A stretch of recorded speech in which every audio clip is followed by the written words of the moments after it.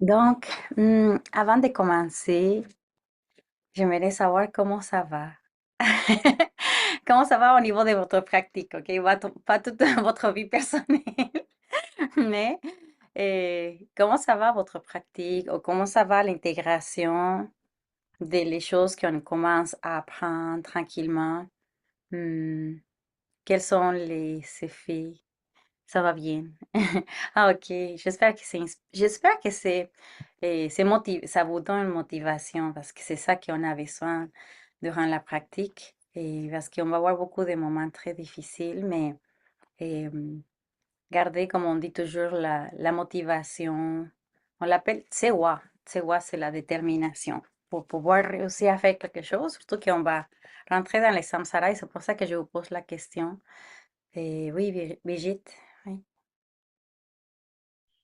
Ben oui, moi aussi, ça va bien, là. C'est vrai que c'est motivant tes cours. À chaque mardi, en tout cas, moi, je suis toujours contente de t'avoir. Contente. Puis, je me demandais, par contre, c'est ça, c'est comme là, on vient de finir le chapitre sur la petite capacité. Mm. Est-ce que, par exemple, tu vas nous donner des instructions sur comment méditer sur la petite capacité, Hmm. Oui, comment réfléchir ou je sais pas, là, ouais. oui, on préfère, je vais bien réfléchir comment est-ce que je peux intégrer, parce que je faisais des fois, et si vous vous rappelez des fois les méditations guidées, et je pense que dans les dernières, comme les autres sessions, et j'avais arrêté un peu de les faire hmm, parce qu'il fallait passer à travers les, les textes plus rapidement, mais je pense que je peux continuer à vous donner comme la méditation guidée, mais peut-être aussi, je ne sais pas comment, je vais réfléchir comment vraiment comme vous préparer ou vous guider. Comment est-ce que la méditation guidée en réel, ça fonctionne chez vous pendant comme les moments qu'on n'a pas les cours? Parce que c'est là qu'on se sent comme, c'est plus facile d'entendre une voix puis de vous guider. Mais là, quand on est toute seule puis on dit avant de dormir, il faut méditer sur la vacuité. Puis là, on ne sait pas quoi faire exactement, on ne sait pas quoi intégrer. Parce qu'il faut se rappeler ou il faut garder en mémoire beaucoup d'informations. Puis on n'a pas le temps et on n'a pas si temps, des fois, pas tout le monde qui a la mémoire pour garder vraiment comme toutes les choses.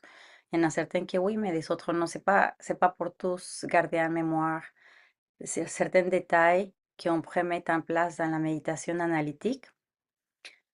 Donc, pour que ça soit plus facile, je vais y réfléchir si vous faire comme des petits résumés de chacun des sujets, par exemple, l'impermanence, la précieuse vie humaine, des choses comme ça qui pourront vous aider aussi à vous-même toute seule, créer des méditations guidées. Je sais qu'il y a un livre que j'avais vu une fois, un étudiant me l'a montré sur la méditation guidée de l'Amérique. Mais c'est sûr, encore une fois, on a les livres, bien sûr, on les lit, mais pendant qu'on les lit, ça va être difficile vraiment de, comme, vraiment rentrer dans cet état plus sans distraction, quoi que ce soit. Quand on lit, on peut pas, comme, facilement arriver à cette méthode vraie de la méditation analytique. C'est sûr, la méditation analytique dans la philosophie, ils le font les moines à travers les débats. Donc, ça parle beaucoup, c'est très fort, mais c'est très aller vraiment réfléchir. Donc, et à travers la réflexion des discussions entre deux moines ou entre deux groupes de moines, c'est là qu'ils font à ce moment-là méditation analytique, mais parce que aussi ils travaillent constamment la vacuité, comme réduire la saisie de soi, le chérissement de soi. Il y a plein de choses. Donc, c'est sûr que la méditation analytique, donc, on va faire, ça va être un peu comme adapté plus par rapport à qu'est-ce qu'on peut faire sans avoir, eux, ces moments de réflexion. C'est pour ça que, comme il faut que je réfléchisse, comment est-ce qu'on peut amener ces moments de réflexion ensemble pour que par la suite, ça soit plus facile pour vous de placer votre méditation guidée sans savoir précisément tout le temps un guide, mais quelque chose qui pourra vous donner. Donc, Parce que j'ai c'est sûr que les Nandros, moi, j'ai commencé à les faire, les Nandros, là. J'avais eu une petite formation avec Linda, puis je les fais tous les jours. Tu sais, c'est sûr, je devance un peu tes cours, mais je me sentais à l'aise pour les faire. Mais c'est sûr qu'il y a des petits paragraphes qui nous rappellent, comme la précieuse humaine, l'impermanence, le karma, tout ça. Ces petits paragraphes-là sont très courts, hein? Fait qu'il faut, tu sais, c'est ça. En tout cas, c'est ça, je me demandais si tu intégrais un peu ce genre de méditation-là. Je me souviens qu'au début, quand tu as commencé, ou en tout cas, c'est peut-être, je me souviens plus exactement quand, mais je pense qu'au début de ton cours, tu avais dit, c'est ça, que tu allais en faire de la méditation. Puis moi, j'étais contente, je disais, ah, je vais Ouais. comprendre c'est quoi. Oui, Fait mais que, ouais, je me suis rendu compte que je le faisais, mais je me questionnais tout le temps si vous aviez gardé en mémoire comme les points nécessaires à réfléchir quand vous allez faire votre méditation toute seule. Je me disais des fois, je vous donne comme trop facile les choses. Et donc, et je vous amène pas dans l'état de réflexion que je disais comme écoute, réflexion, méditation. Donc, vous avez eu l'écoute, vous avez des méditations guidées qui c'était un peu comme l'écoute, mais la réflexion, comme des fois on les fait, mais pas très souvent parce qu'on n'a pas beaucoup de temps malheureusement. Donc, ces parties-là de réflexion avant de vraiment rentrer à la méditation, on ne les fait pas trop. Et c'est rare qu'on les fait. Donc, il faut créer une liste de lecture Spotify pour faire des méditations guidées. Pues, ça ne sera pas si terrible. Puis Véronica dit guide bouddhiste, méditation essentielle. Oui, c'est ça. Je pense que c'est ce livre-là, mais je ne suis pas sûre si c'est de Tuten Chodron ou d'un autre. Mais autant que ça ressemble à ce que la Merim nous amène, c'est parfait. Il y a plein de livres, mais encore une fois, je pourrais vous le dire. Ok, réfléchissez aux 18 éléments de la précieuse vie humaine. Mais là, si vous ne le savez pas, donc vous êtes en train de réfléchir à absolument rien. Donc, je vais essayer d'y réfléchir. C'est un bon, très bon. Est-ce qu'on peut avoir une session de plus pour pouvoir avoir le temps de passer à travers les livres? Mais on va faire tout ce qu'on peut faire pour passer. Il faut qu'on passe à travers les livres. Merci, Véronique. Elle dit qu'il y a des pratiques audio qui viennent parfait, avec ces livres-là. Donc, pendant la pause, vous allez pouvoir prendre note de ces livres-là. Vous allez pouvoir même je ne sais pas si copier-coller ça fonctionne, mais au moins écrire cette, euh, cette référence. Puis si je trouve, si c'est une référence différente, je vais l'amener. Mais encore une fois, très important qu'on qu'on trouve des moyens pour rentrer dans la réflexion. Puis je me souviens que le groupe que j'avais avant, d'approfondissement qu'on a fini avant, je me souviens pas si on avait pris ou non de temps extra ou pas, mais c'était toujours mon souhait aussi de vous amener ces réflexions sans réflexion. Et puis même dans les cours, j'essaie de faire comme des réflexions, mais sans que ça vienne de vous. C'est très difficile que vous allez pouvoir avoir cette écoute active. Donc, vous allez réfléchir vous-même partant de vos propres perceptions parce que et c'est là que ça change la méditation et la réflexion surtout. Donc, merci. C'est un bon devoir que vous m'avez que vous me laissez.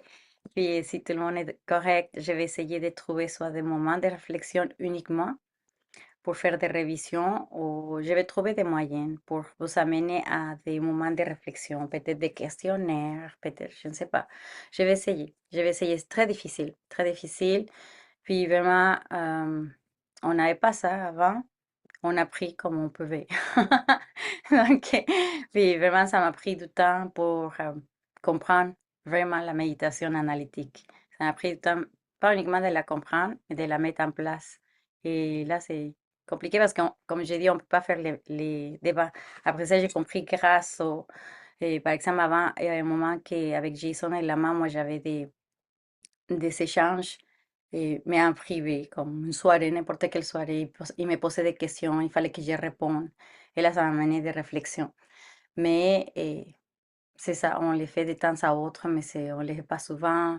Personne n'a le temps, malheureusement. Donc, je vais essayer. Je vais parler aussi avec Jason par rapport à ça, pour qu'on soit tous d'accord de la meilleure manière qu'on puisse la créer. Mais parfait, je prends note. mais sérieusement, là, tu viens de le dire, là, tu sais, là, les questions-réponses là, qui font les moines, justement, pour intégrer la matière, puis renforcer aussi la certitude que les enseignements sont valides. Mhm. C'est à ça que ça sert. Fait que, tu sais, moi, c'est ça, je verrais ça une journée là, de débat, là, tu sais, qu'on pourrait justement mettre en pratique ce qu'on a appris, puis essayer justement de le mettre à l'épreuve Mhm. avec des raisonnements. Moi, personnellement, je trouverais ça vraiment génial. Je vais essayer, puis aussi peut-être que des autres étudiants des autres cours sont aussi comme on n'a pas besoin d'un grand groupe, juste tant que les gens soient intéressés. ChatGPT pourra nous aider et peut-être qu'il pourra vous donner des idées comment faire des idées de méditation en effet, puis ou vous rappeler eh, des Dharma Talk aussi. Ah, oui, donc il y a plein de choses, mais quand même vous aider à voir. Je pense que quand j'avais les réflexions plus poussées et personnalisées avec Jason et Lama, c'est là ou avec les autres moines, c'est là que ça m'a beaucoup aidé pour pouvoir comme plus comprendre les, vraiment la base, pour avoir la base pour la méditation guidée. C'est sûr qu'on ne pourrait pas faire le même style de débat que les moines y font parce que pour cela, il y a tout un apprentissage qui peut prendre une année par rapport à comprendre la cognition, et tout ce qui est en lien avec les quatre écoles philosophiques et les différentes définitions des phénomènes conventionnels et ultimes de la manière comme on les voit. Donc, c'est vraiment comme tout un langage. Pour ceux qui ont étudié la philosophie, c'est les raisonnements logiques et la épistémologie. Et c'est ça que c'est la base pour, au niveau de langage, de la manière dont on utilise pour pouvoir faire les débats que les moines y font. Donc, ils vont dire, mais ça c'est blanc, pourquoi c'est blanc? Donc, c'est un peu comme ça. Ah, donc, ils vont avoir une grosse discussion si la couleur blanc est blanc ou pas blanc et pourquoi. Donc, ça a l'air vraiment des fois vraiment bizarre. Puis, même si on comprend les Tibétains un peu, c'est très difficile de comprendre leur débat parce qu'ils utilisent vraiment des langages très précis, un vocabulaire très précis de l'épistémologie. Vous pouvez regarder des fois sur Internet épistémologie, juste pour que vous ayez une idée. Mais dans les cours de psychologie, ah non, pas dans les cours de psychologie, dans les cours qu'on donne des fois dans 5 ans ou dans, par des retraites. Je me souviens même pas comment on appelle ces cours, mais c'est par rapport à l'épistémologie puis à le raisonnement logique. Donc, mais je ne sais pas s'ils les donnent encore, c'est plutôt Geshe Sampo qui les donne, mais je vais regarder. Mais quand même, même si on les donne, on ne serait pas prêt pour faire des gros enseignements. Très difficile, mais on n'est pas des philosophes non plus. Il nous manque ces parties-là, mais je vais essayer. Promis, juré que je vais essayer à vous donner.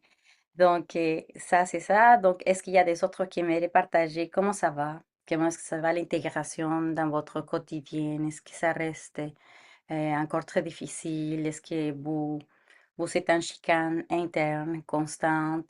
Si vous êtes en chicane interne constante, juste pour vous dire, c'est parfait. Si vous n'êtes pas en chicane interne constant, ça veut dire que oui, beaucoup de chicane, que c'est parfait. Donc ça c'est bien, être en chicane avec soi-même, dans la manière, donc, oh, j'ai perçu ça, ah, mais c'est correct, il fallait que je sois fâchée, ah non, mais la philosophie me dit qu'il faut pas être fâché. Donc là, faire toutes ces amalgames et cette compréhension. Donc, ce chicane, c'est parce qu'on a toute une perception occidentale d'une telle manière, on fait ci, on fait ça. Mais la philosophie nous amène toute une perspective totalement différente, une manière de penser totalement différente. Puis c'est très radical, c'est très opposé à ce qu'on est habitué. Puis c'est là que les chicanes internes aussi viennent et les chicanes internes plus forts vont venir quand on est comme en constant observation de notre esprit, puis voir toutes les, les niaiseries que notre esprit va amener et quand on regarde quelque chose, quand on entend quelque chose. Donc, toutes ces connaissances de les six consciences que nous avons et qui nous permet de pouvoir comprendre et connaître les choses ou la chose qu'on avait tout le temps, c'est là qui nous amène à être à ces constants chicanes. Donc, les chicanes sont bons. Fabrice et après Natacha. Oui, bonjour. Moi, la chicane, euh, déjà, je trouve que tu nous équipes bien, donc on a les outils. Après, la chicane, elle est plus sur la fréquence avec lesquelles on aimerait les utiliser versus la fréquence où on les utilise. J'aimerais méditer plus, j'aimerais l'utiliser plus, mais c'est vrai que en tout cas, ce que je me sens, c'est que ben, tu m'accompagnes tous les jours et à chaque fois, il y a cette réflexion, tu le refuge et de se dire qu'est-ce que finalement, qu'est-ce que Bouddha ferait? Et puis, je sais que moi, ça a un impact sur ma vie, ça a un impact sur mon quotidien, parce que, ben, comme tu dis, je ne le vois pas comme une chicane, je le vois vraiment comme un apprentissage, parce qu'il se passe quelque chose, je Ouais, sens que je réagis d'une certaine façon, puis là, j'ai la petite voix qui fait, c'est pas comme ça devrait être comme ça, comment ouais, faut faire? ouais, Parfois, ça arrive, parfois, j'y arrive pas, ouais. mais il y a vraiment un accompagnement dans toutes les petites actions de la vie, toutes les petites situations de la vie, professionnelles, personnelles, où ben, c'est ça, tu nous donnes les outils pour toujours se dire, ah, se poser la question. Après, on agit bien ou pas, ça, c'est autre chose. On va le faire avec le temps, mais au Ouais. moins, ça nous fait poser la question, ouh là là, et je suis avec quelqu'un sur la route, puis il y a quelqu'un qui me coupe, ou qui conduit mal, ou qui se tient mal, ou qui crache par terre. Et là, tu fais, ah! Mm, Et là, ça te fait réfléchir, non, Fabrice. Et puis là, on commence à réfléchir. Donc, yeah. non, je pense que c'est pas forcément de la chicane, c'est vraiment le côté, comme tu dis, il y a la réaction impulsive, et puis il y a l'apprentissage que tu nous donnes en disant, ouais, mais réfléchis à un peu plus loin que la réaction d'injustice que tu ressens, la réaction de manque de respect que tu ressens, va creuser un peu plus sur une autre réalité. Donc, ouais, mais il y a une frustration, ouais, il y a une frustration, j'aimerais tellement faire plus, mais bon, c'est ça. À un moment donné, on peut pas tout faire. C'est ça, on le dit, la souffrance est la souffrance. On se Ouais, pousse par rapport à une situation qu'on ne peut pas y arriver à faire. Donc, par rapport au temps, c'est important d'être réaliste par rapport à notre temps, et le temps que nous avons, nos habitudes aussi. On n'est pas habitué à faire la méditation, c'est pas quelque chose que ça a été intégré, mais on est habitué à se laver les dents. C'est pour ça. Juste ouais, exactement, ouais, c'est créer la routine. Ouais, c'est ouais. quoi. Donc, et vraiment qu'on réalise par rapport à qu'est-ce qu'on peut faire. Si on peut faire 3 minutes, on peut faire 1 minute de calme mental au moins, ça c'est énorme. Ça c'est mieux que rien, comme on dit tout le temps. Puis, et être réaliste par rapport à nos limites au niveau du temps, au niveau des accès, plein de choses, et comprendre que le début, ça va être toujours plus difficile de commencer à faire quelque chose, n'importe quelle activité, quand on commence une activité, une nouvelle activité dans notre quotidien et les mettre là-dedans, très difficile. Je me souviens quand j'avais commencé à m'entraîner, après ça, je m'entraînais comme sans arrêt, c'était super facile. Mais le début d'installer ce processus de m'entraîner et de donner un temps à mon entraînement tous les jours, au début, c'était quand même comment je vais arriver à le faire. Après ça, c'était super facile. Donc, c'est sûr, le début, c'est toujours difficile. Ça prend un petit peu plus d'effort. Je vous invite à ne pas trop non plus tirer l'élastique de votre effort, sinon vous allez tomber dans le découragement. Donc, faites des petits pas, mais très important, c'est sûr, on dit la partie la plus importante des fois, c'est entre les séances et la méditation. Donc, si on n'a pas arrivé, comme tu dis Fabrice, au moins je regarde mon esprit et j'essaie de faire quelque chose pour mettre en place, pour dire, OK, c'est ça, c'est ça. Donc, avoir toujours ce moment de réflexion très important, c'est connaître encore mieux, très important pour pouvoir transformer. Si on ne connaît pas la chose à changer, comment est-ce qu'on va la changer? Puis après ça, on a tous les outils pour la changer. Donc, très important la connaissance de cet esprit. Merci beaucoup, Fabrice. Natacha?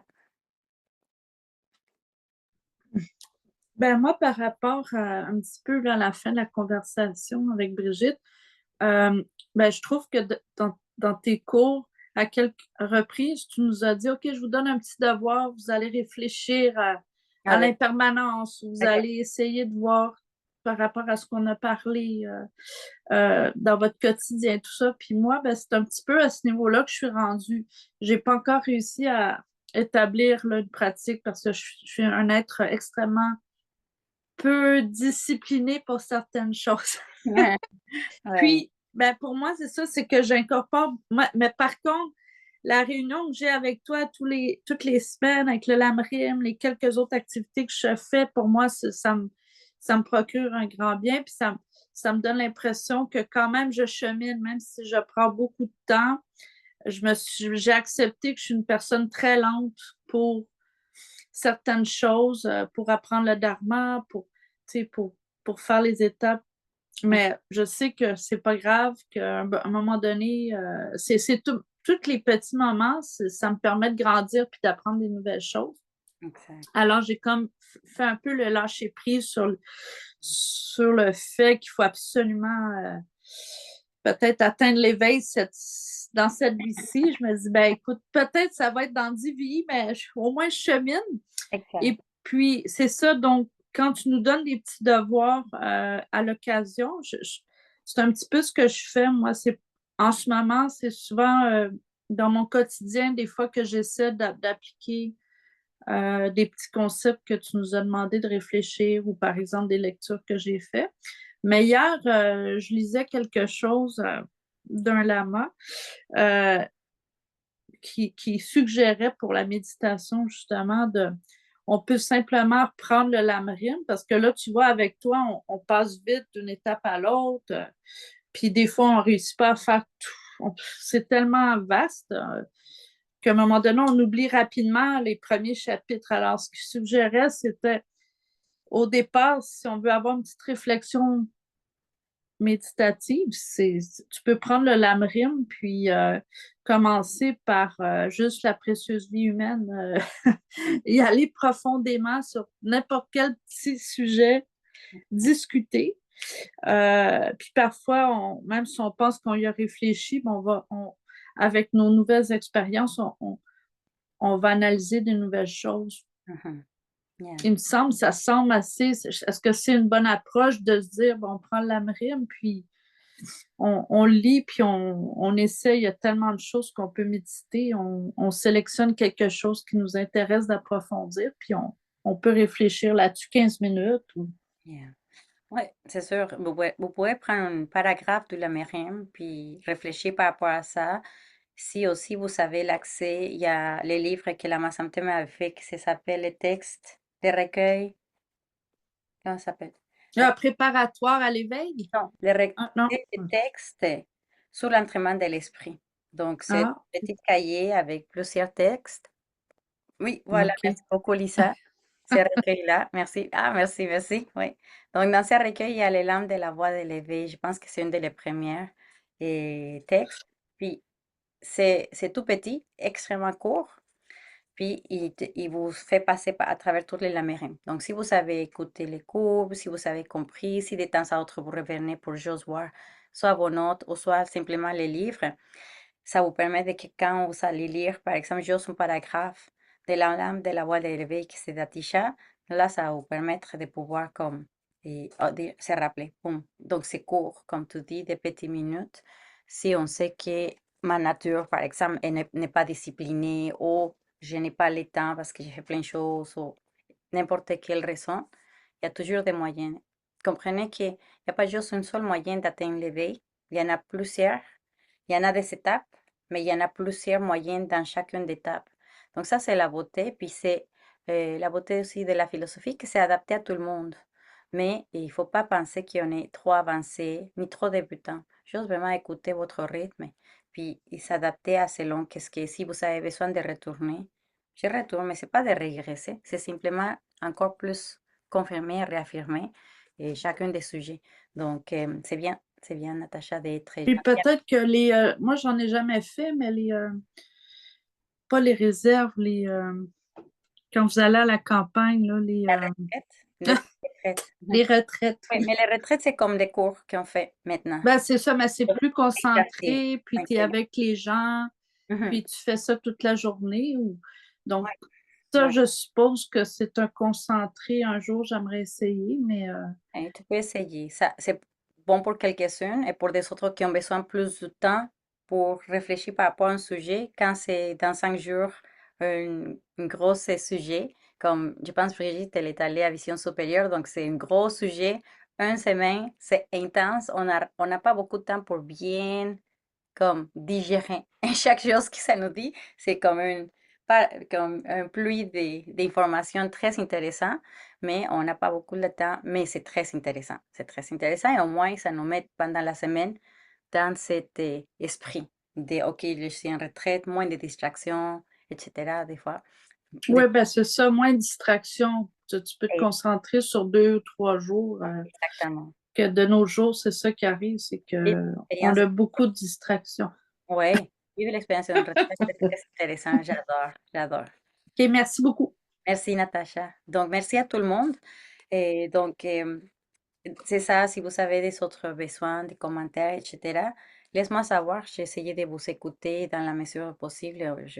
On va essayer de s'adapter, mais que vous sachiez que je suis pas là juste uniquement pour faire la, bla, bla, bla, bla, bla, sinon plutôt je me soucie par rapport à votre parcours. Puis, comme, oui, c'est ça, le parcours de chacun et chacun va avoir un parcours totalement différent comme on vient de voir. Donc, c'est très, très intéressant. Donc, on a fini la petite capacité.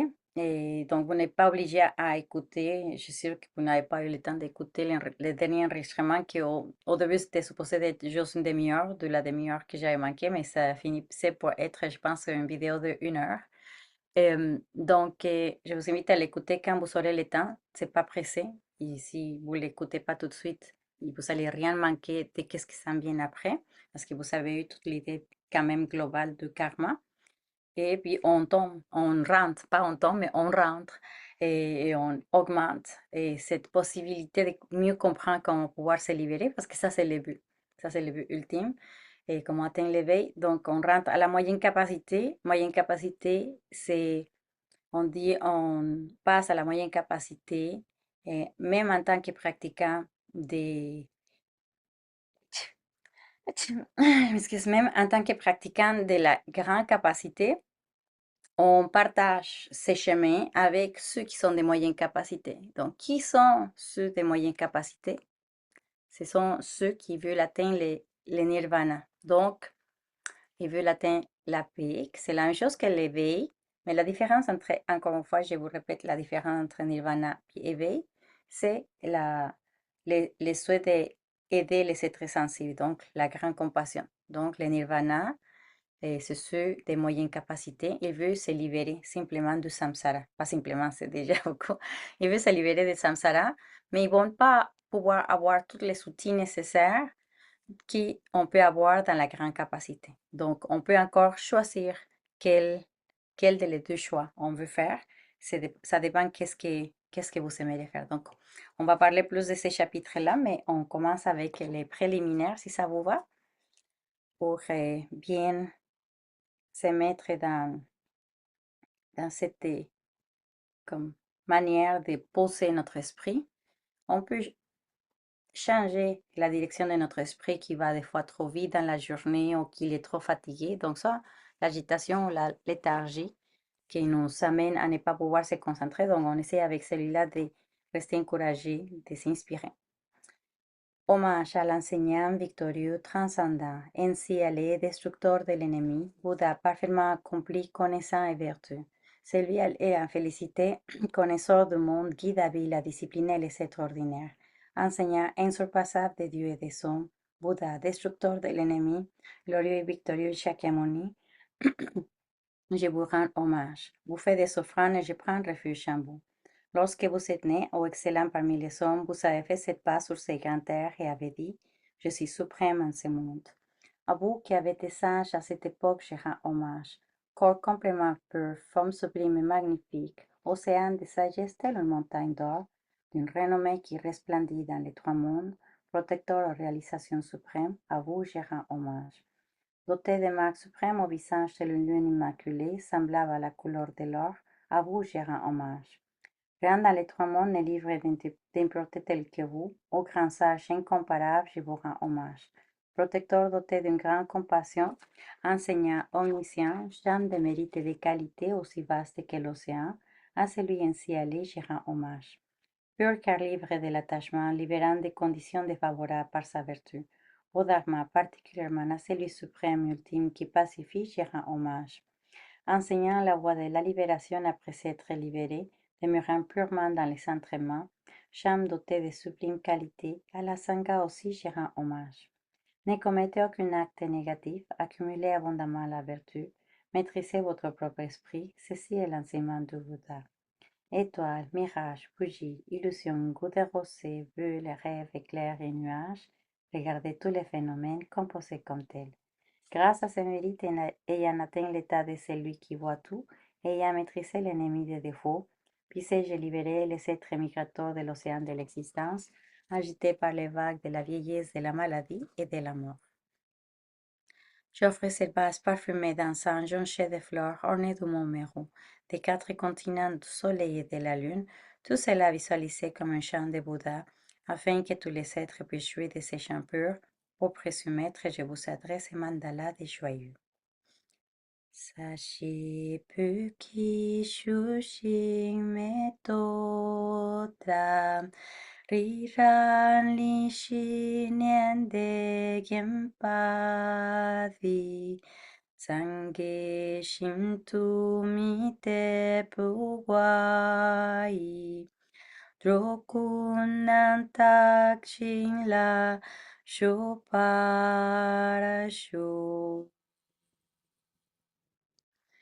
Idam Guru Retna Mandela Kam Nyatayami. Dans les Bouddhas, les Dharmas et l'Assemblée sublime, je prends refuge jusqu'à l'éveil. Par le mérite de mon don des enseignements, puis j'atteins la beauté pour le bien de tous les êtres sensibles. Dans les Bouddhas, les Dharmas et l'Assemblée sublime, je prends refuge jusqu'à l'éveil. Par le mérite de mon don des enseignements, puis j'atteins la beauté pour le bien de tous les êtres sensibles. Sangi Shutang Soki Choknam La Chancho Patu Tatni Kyatsuchi Daki Chunyen Gempe Sonam Ki Drola Penshir Sange Droparasho.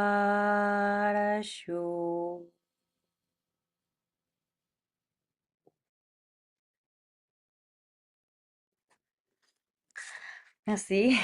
J'espère que vous ne riez pas à l'intérieur de vous quand je chante, parce que quand je fais les chants, je ris tout le temps.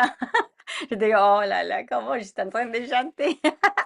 Mais en tout cas, pour moi, ça me fait rire, mais j'espère que ça vous dérange pas. Euh, donc, des fois, je suis plus dans les bons tunes, des fois, non. Des fois, je suis toute distrait. Et notre esprit, on voit à quel point notre esprit, et on peut éparpiller plusieurs fois, dépendamment de ce qui se passe. Puis, il y a des moments quand on pense qu'on a, OK, là, j'ai réussi, mon esprit est calme, il n'y a rien qui va me déranger dans la journée. Puis là, une chose, des fois, tellement comme petite et insignificative. OK, tu chantes avec moi, merci Marie. Et donc, des fois, il y a des choses pas très importantes, puis là, c'est là qui nous touche le plus. Tu te dis, mais voyons, c'est comme ça que ça me dérange. Donc là, notre esprit qui on pensait qu'il était tout en paix, avec une grande connaissance, parce que c'est là qu'on amène la sagesse, et avec une grande compassion auprès de tous les êtres sensibles. Mais une personne a dit telle chose à telle manière, et là, ça t'a dérangé énormément. Tu dis, OK, il n'y a pas de calme. Donc, il faut qu'on revienne au début. Donc, je le dis parce que c'est sûr, si je chante à un moment donné, puis votre esprit est dans un tel état, puis là, mon chant est dans un autre état, et des fois, ça fait pas des bonnes mélodies harmonieuses. Donc, ça peut créer des émotions, mais au moins, les intentions de les faire les chants, c'est pas pour vous déranger. Ça, c'est sûr, sûr et certain. Donc, on rentre à la moyenne capacité. Et donc, bienvenue aux souffrances. Donc, si vous ne le savez pas, on était déjà dans les souffrances, mais sinon, bienvenue aux souffrances du samsara. Donc, on est dans les samsaras. On va décortiquer tout ce qui se passe dans les samsaras. C'est quoi exactement les samsaras? Pourquoi on part dans les labyrinthes des souffrances? Et pourquoi aussi, en regardant les souffrances, et ça nous amène à se motiver encore plus pour la libération.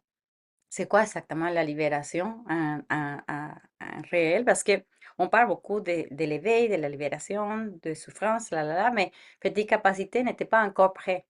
Dans la petite capacité, dans tous les chapitres, on n'était pas encore prêt 100%, avec tous les facteurs nécessaires pour dire, OK, là, je vais me libérer. Mais moyenne capacité, il veut se libérer. C'est le nirvana qu'il cherche. Et la grande capacité, encore plus. Donc, maintenant, on va vraiment comme, pourquoi? Pourquoi je veux me libérer? Parce que c'est sûr que quand on a pris refuge, euh, on a dû faire le renoncement auparavant. Mais encore une fois, on n'était pas si connaissant de c'est quoi les samsaras. Donc, Oui, j'ai vu éliminer les souffrances, mais on va aller, pas de la souffrance comme quelqu'un me fait en colère, mais oui, on va parler de la colère et tout cela, les principaux perturbations mentales, mais pas les détails, sinon plutôt la perception de l'esprit qui perçoit telle chose, comme ci, comme ça, et qui nous amène une perturbation.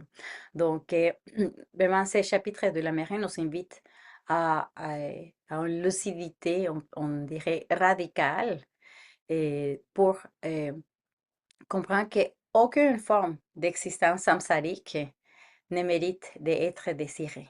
Malgré que les samsaras et ce qu'on est en train de vivre dans ce monde du désir, avec ces précieuses vies humaines, il y a plein de choses, il y a plein de conditions que si je vous dis, il faut aussi se libérer de ça, mais non, parce que c'est vraiment joli, c'est très très joli. Par exemple, moi j'ai beaucoup la transition printemps, mai, et de hiver, printemps, été, puis j'ai un grand arbre devant moi, puis je m'émerveille tout le temps de les voir, comment comme les vertes commencent à sortir très très rapide.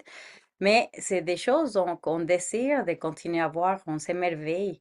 Donc, si je dis, ah, mais il faut aussi que j'arrête de désirer de regarder tous ces processus, parce que ça fait partie de ma sortie de l'existence samsarique. Donc, il faut que je comprenne à quel point je peux être attachée à les voir et qu'il faut que je renonce aussi à voir ça. Donc, donc, on essaie vraiment de ne pas avoir aucun attachement au samsara, lequel que c'est un des plus difficiles. C'est ça qu'on a, on a le désir attachement auprès du samsara, c'est pour ça qu'on ne veut pas se libérer. Donc, pour ça, on va comprendre plus par rapport aux souffrances.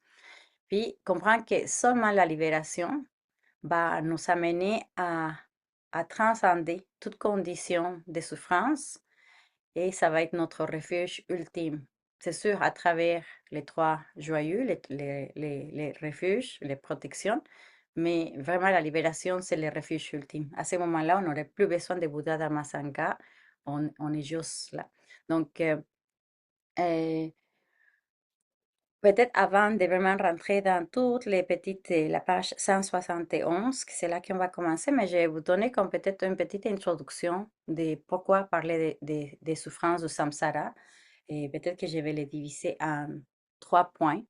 Et donc, c'est sûr, parler de samsara ou parler des souffrances surtout, souffrances dans les samsaras, ça nous amène à avoir une prise de conscience plus réaliste qui est nécessaire vraiment pour cultiver la motivation spirituelle. Autrement, cette motivation et cette détermination pour pouvoir se libérer va toujours tomber dans le découragement et ça va nous amener beaucoup de procrastination. Donc, et 3 raisons pour lesquelles la première, c'est vraiment comme nous aider à réveiller l'urgence spirituelle de se libérer. On est comme, commence à être pressé. Donc, les samsaras est un cycle d'existence conditionné. Conditionné par quoi? Par quoi le samsara est conditionné? Il y en a 2 facteurs qui les conditionnent, qui nous amènent à retomber dans les samsaras. Quelles sont les 2 conditions que vous pensez qui existent, qui nous ramènent au samsara? Oui, Fabrice. C'est le désir attachement et puis l'autre là, quand on n'aime pas les choses, L'aversion? l'aversion, est-ce que c'est Ah, ça? ah, oui, les perturbations mentales alors.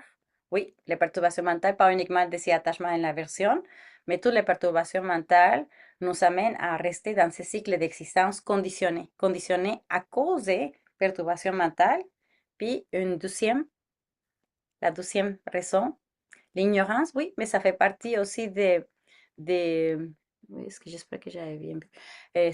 Ça fait partie aussi des perturbations mentales. Oui, Brigitte? Les formations karmiques, Oui, les empreintes karmiques, je sais pas oui, comment dire, ouais. oui. Donc, c'est vraiment les karmas et les perturbations mentales qui nous amènent à rester dans ce cycle d'existence conditionnée. Donc, les conditions pour rester dans ce cycle sont les perturbations mentales et les karmas. Quand on élimine ces deux-là, on atteint l'éveil. Incroyable. Non, mais c'est sûr, il faut éliminer l'ignorance, mais ça fait partie de ces perturbations mentales. Donc, tant que nous sommes vraiment comme collés à, à ces 2 aspects, on va encore vivre quelque chose qu'on va parler plus tard, mais je l'ai introduit. On va parler les types de souffrances qu'on va vivre. Donc, on vit, on expérimente la souffrance de la souffrance, que c'est des douleurs physiques ou mentales auprès d'une situation. On va vivre les souffrances du changement, donc ces perceptions, ces fausses perceptions par rapport à la durée des choses. Donc, notre obsession par rapport à la permanence des objets nous amène à souffrir par rapport au changement. Donc, la déception face à l'impermanence, vraiment, parce que c'est une grande déception quand on vieillit. Aujourd'hui, je parlais avec une madame, puis elle était comme, oui, j'ai vieilli, mais je suis fort. Donc, pourquoi elle m'a dit je suis fort? C'est vrai, elle était vraiment forte. Elle avait 80 ans, puis je pense qu'elle était plus forte que moi. Mais pourquoi cette résistance à accepter que oui, j'ai vieilli? Peut-être que je ne suis pas si fort. Je suis fort, mais je vieillis aussi. Donc, toujours, on veut éviter ces changements-là. Donc, déception face à l'impermanence et surtout des plaisirs éphémères, des plaisirs qui n'ont pas en vérité ultime, ou qui sont pas mais qui sont vides, la vacuité pour j'ose vous dire. Puis aussi la souffrance omniprésente ou la souffrance de l'existence conditionnée. Donc cette insatisfaction toujours liée aux agrégats qui sont impermanentes, qui ne sont pas maîtrisés et qu'on va les savoir à chaque fois qu'on revient, à chaque fois qu'on revient. Donc, et ce type de trois souffrances, c'est ça les samsaras. C'est pour ça qu'on essaie comme je disais, réveiller l'urgence spirituelle pour se libérer si on connaît ou on comprend ces trois types de souffrances. Une autre raison pour laquelle on parle dans les lamérim et dans la philosophie beaucoup par rapport aux souffrances, c'est parce qu'on veut briser les attachements aux apparences. Donc, comme je disais tantôt, et même les renaissances heureuses qui sont les humaines, les dieux et les demi-dieux. On va parler plus de les 6 types de renaissances. Donc, les premières 3 qui sont les plus supérieures peuvent nous amener à rester émerveillés en amour, surtout les dieux et les demi-dieux. Et donc, on n'a pas envie et on va pas changer et vouloir et comme sortir de ça parce qu'on pense que c'est bon, même quand on va penser dans le monde de la forme et des mondes de la forme, sans forme, c'est encore pire des fois parce que ça nous reste dans un moment de calme mental émerveillé. Donc, on ne veut pas changer parce que c'est trop paisible, c'est super bien. On ne veut pas s'en sortir. Donc, briser aussi l'attachement aux apparences de l'impermanence, comme je disais tantôt, et aussi l'attachement au karma. Et pourquoi j'ai dit l'attachement au karma? Parce que le karma, c'est vraiment des habitudes. Le karma, c'est l'action, ok? Rappelez-vous, le karma, c'est l'action qui va donner des résultats. Ça, c'est comme automatique. Mais on peut parler de karma dans le sens de simplement l'action. On est attaché, on est en dépendance de ces actions qu'on va continuer à faire tout le temps. Donc, j'ai la dépendance d'être en colère quand quelqu'un fait certains types de choses. Ou j'ai une dépendance de bonheur quand quelqu'un me donne une fleur. Donc, si quelqu'un ne me donne pas une fleur, quand c'est mon anniversaire, donc là, je vais créer une dépendance de colère ou aversion contre la personne. Mais ce sont des dépendances, c'est comme des addictions qu'on a créées très subtilement, qui ont commencé extrêmement subtiles. Si vous vous rappelez, quand on était petit, on était plus facile, mais je ne sais pas vous, mais moi, je me rappelle moi, et on s'est fâché avec notre meilleur ami, et 5 minutes après, tout était parti, on avait tout oublié, puis on commençait à jouer ensemble comme s'il n'y avait rien passé. Maintenant, adulte, on a beaucoup plus de dépendance par rapport à nos perturbations mentales et la manière dont on agit selon notre perception et toute la lourdeur des expériences qui nous amènent à réagir comme ça. Et on va avoir une chicane avec quelqu'un et vous allez les garder même la nuit et vous n'allez pas pouvoir dormir à cause de ça. Donc, c'est vraiment intense. Donc, c'est une totale dépendance des... Je vais juste- Allez, OK. Il y a toute une dépendance karmique qui nous amène à pouvoir, à rester encore avoir cette, qu'est-ce que je disais, la deuxième partie, la première partie de réveiller l'urgence de se libérer de ça. Ah non, je parlais plutôt de l'attachement, briser l'attachement aux apparences. Donc aussi, on a cet attachement à l'ignorance aussi. Donc, d'une manière ou d'une autre, on insiste pour d'une manière ou d'une autre, à refuser à comprendre la vacuité ou à la réaliser. Mais c'est pas quelque chose d'intentionnel. C'est parce qu'on n'avait pas amené toutes les conditions nécessaires pour réaliser la vacuité. Donc, cette absence de compréhension de la vacuité, c'est sûr, va nous perpétuer dans ce cycle d'existence conditionnée. Donc, c'est très important de comprendre qu'on est attaché à nos perceptions. Donc, moi, je les vois comme ça. Puis je me souviens qu'une fois, j'ai discuté avec quelqu'un, puis je disais, oui, ta perception est tellement bonne, et ma perception aussi, elle est bonne. La personne était fâchée. Et non, parce que c'est sa perception qui était bonne. J'ai dit, non, on a plusieurs manières de regarder la même chose. Puis lui, il était comme, non. Grosse discussion, j'étais comme, ok, peut-être que je ne peux pas en discuter plus parce qu'il n'y a pas cette ouverture. Parce qu'on est attaché à nos perceptions. Dans ma perception, c'est bon. Parce que c'est comme ça qu'il faut comprendre la chose. Mais pour l'autre, c'est pas bon. Donc, ça veut dire qu'on est attaché à notre ignorance, quand même. Donc, pourquoi on parle encore une fois, on revient dans la raison pourquoi on parle du samsara, c'est parce que on essaie de préparer les terrains pour la compassion. On essaie vraiment de comprendre que tous les êtres sont prisonniers aussi des mêmes souffrances. Donc, ça nous amène à, quand je comprends la souffrance en profondeur grâce à ces chapitres-là et grâce aux quatre nobles vérités, les 12 liens interdépendants, ça va me permettre de comprendre la souffrance de tous, la raison pour laquelle ils font ci et ça. Donc ça va m'amener à pouvoir comme, me préparer pour sauter dans les prochaines parties de livre, que c'est la grande capacité, donc développer l'amour altruiste et aussi l'aspiration à développer l'esprit d'éveil, donc la bodhicitta. Donc, ce sont des choses qui nous amènent à... C'est pour cela qu'on essaie d'apprendre par rapport aux souffrances. Et puis, pourquoi on veut comprendre les souffrances et pourquoi les moyennes capacités veulent se libérer? Parce que c'est ça, on se motive à s'en sortir. Mais en plus, euh, il faut comprendre qu'est-ce que ça veut dire la libération parce que une des raisons pour lesquelles on ne sort pas de samsara, c'est parce qu'on ne comprend pas exactement qu'est-ce que ça veut dire la libération ou on a la difficulté à comprendre c'est quoi exactement la libération. Donc, très important de comprendre. La libération, ce n'est pas vraiment comme se fuir dans un autre monde ou aller dans une autre planète ou quelque chose comme ça.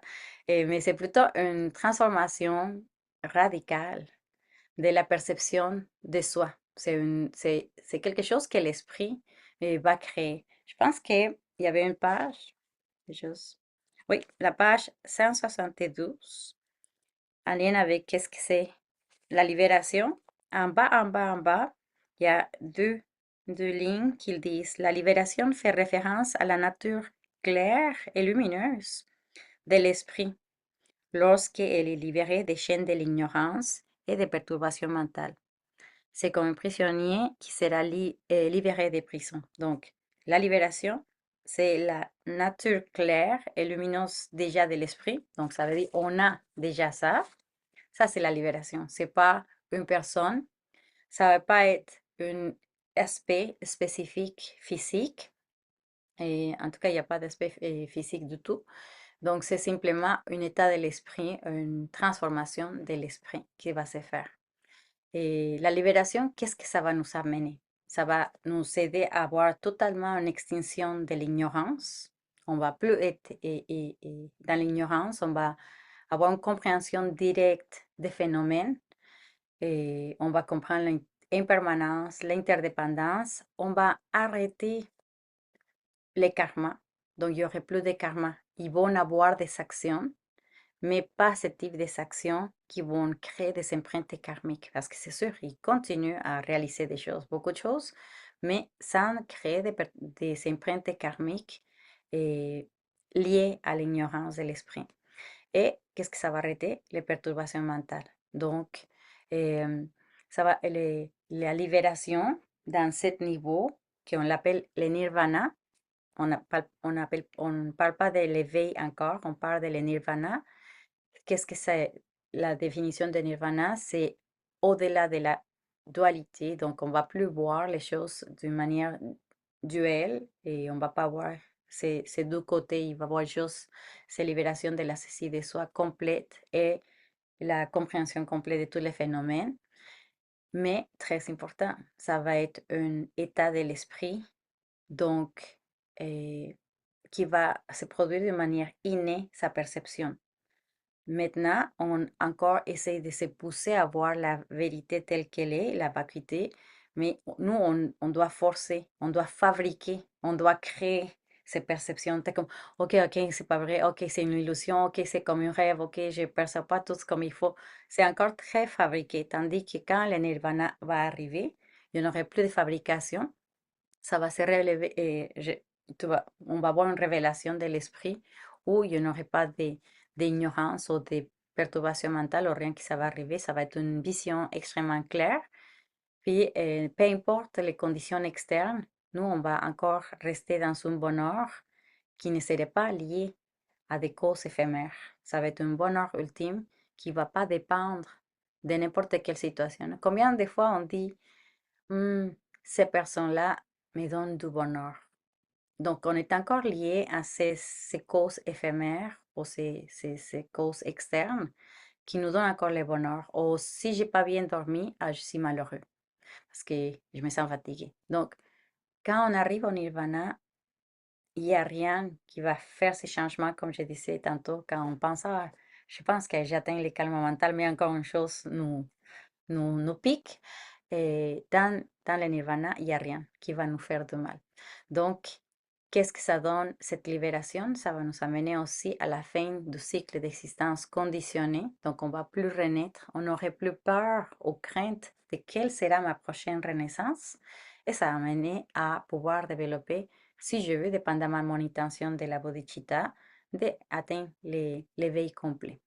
Donc, juste pour que vous sachiez aussi, parce que des fois on dit, mais moi, je suis laïque, je ne suis pas moine, je ne suis pas au monastère, ou tantôt on parlait de retraite, et on sent qu'on n'a pas les conditions pour atteindre l'éveil ou la libération. Mais c'est accessible à tout le monde. Il y a pas de différence entre une personne et l'autre. C'est sûr que le plus que notre esprit est plus à maîtrise, le plus que notre esprit aussi, et on essaie de le transformer, on essaie de l'entraîner, c'est sûr qu'on va être beaucoup plus on va avoir beaucoup plus accès à la compréhension de beaucoup de sujets. Maintenant, on parle des sujets et certains sujets qu'on va parler, surtout maintenant qu'on rentre et qu'on va parler de 4 nobles vérités. C'était le premier enseignement de Bouddha Shakyamuni. Et qu'est-ce qui est arrivé? Une des 5 étudiants qui a entendu cet enseignement a atteint la libération. Donc, et pourquoi pas encore nous? C'est parce qu'encore notre champ n'est pas encore si fertile, mais ça ne veut pas dire qu'on n'est pas des récipients adéquats, mais il faut amener toutes les conditions nécessaires pour qu'on soit un récipient adéquat pour atteindre l'éveil. Donc, c'est un, un but, la libération, c'est un but réaliste et accessible à tous, mais il faut comprendre qu'aussi il y a des petites parties qui vont nous amener. Dans les lamérim, les points les plus importants dont on parle dans les lamérim pour atteindre la libération, on parle beaucoup des 4 nobles vérités. En tout cas, si on suit les 4 nobles vérités, on peut atteindre la libération, si on les comprend en profondeur très facilement, parce que la 4e ou la 3e, dépendamment de la manière qu'on l'enseigne, c'est la cessation à toutes les souffrances. Donc, c'est la vérité de la cessation. Donc, ça nous amène à pouvoir éliminer. Donc, les 4 nobles vérités qu'on va voir dans cet chapitre nous amènent à avoir un diagnostic par rapport aux souffrances avec les premières 2 les causes de souffrance, mais aussi ça va nous amener à éliminer toutes les causes en les connaissant, donc ça va nous amener à la cessation. Et le Lamarème aussi nous montre de manière peut-être différente comment se libérer, c'est à travers les 3 entraînements. Donc si on regarde l'entraînement de l'éthique, de la concentration et de la sagesse, aussi en utilisant ces 3 entraînements, on peut déjà se libérer. Et sûr et certain, si on veut atteindre l'éveil, pas juste uniquement la libération ou le nirvana, mais tout c'est aspirer à l'éveil ou pour le bien de tous les êtres sensibles. Donc là, ça va donner tout un changement complet. Dans la moyenne capacité, on ne les parle pas maintenant ici, parce que c'est un lamérim mahayaniste. Mais pour ceux qui aiment beaucoup faire des lectures, un peu partout, Je ne sais pas si vous avez déjà trouvé les, comment on l'appelle?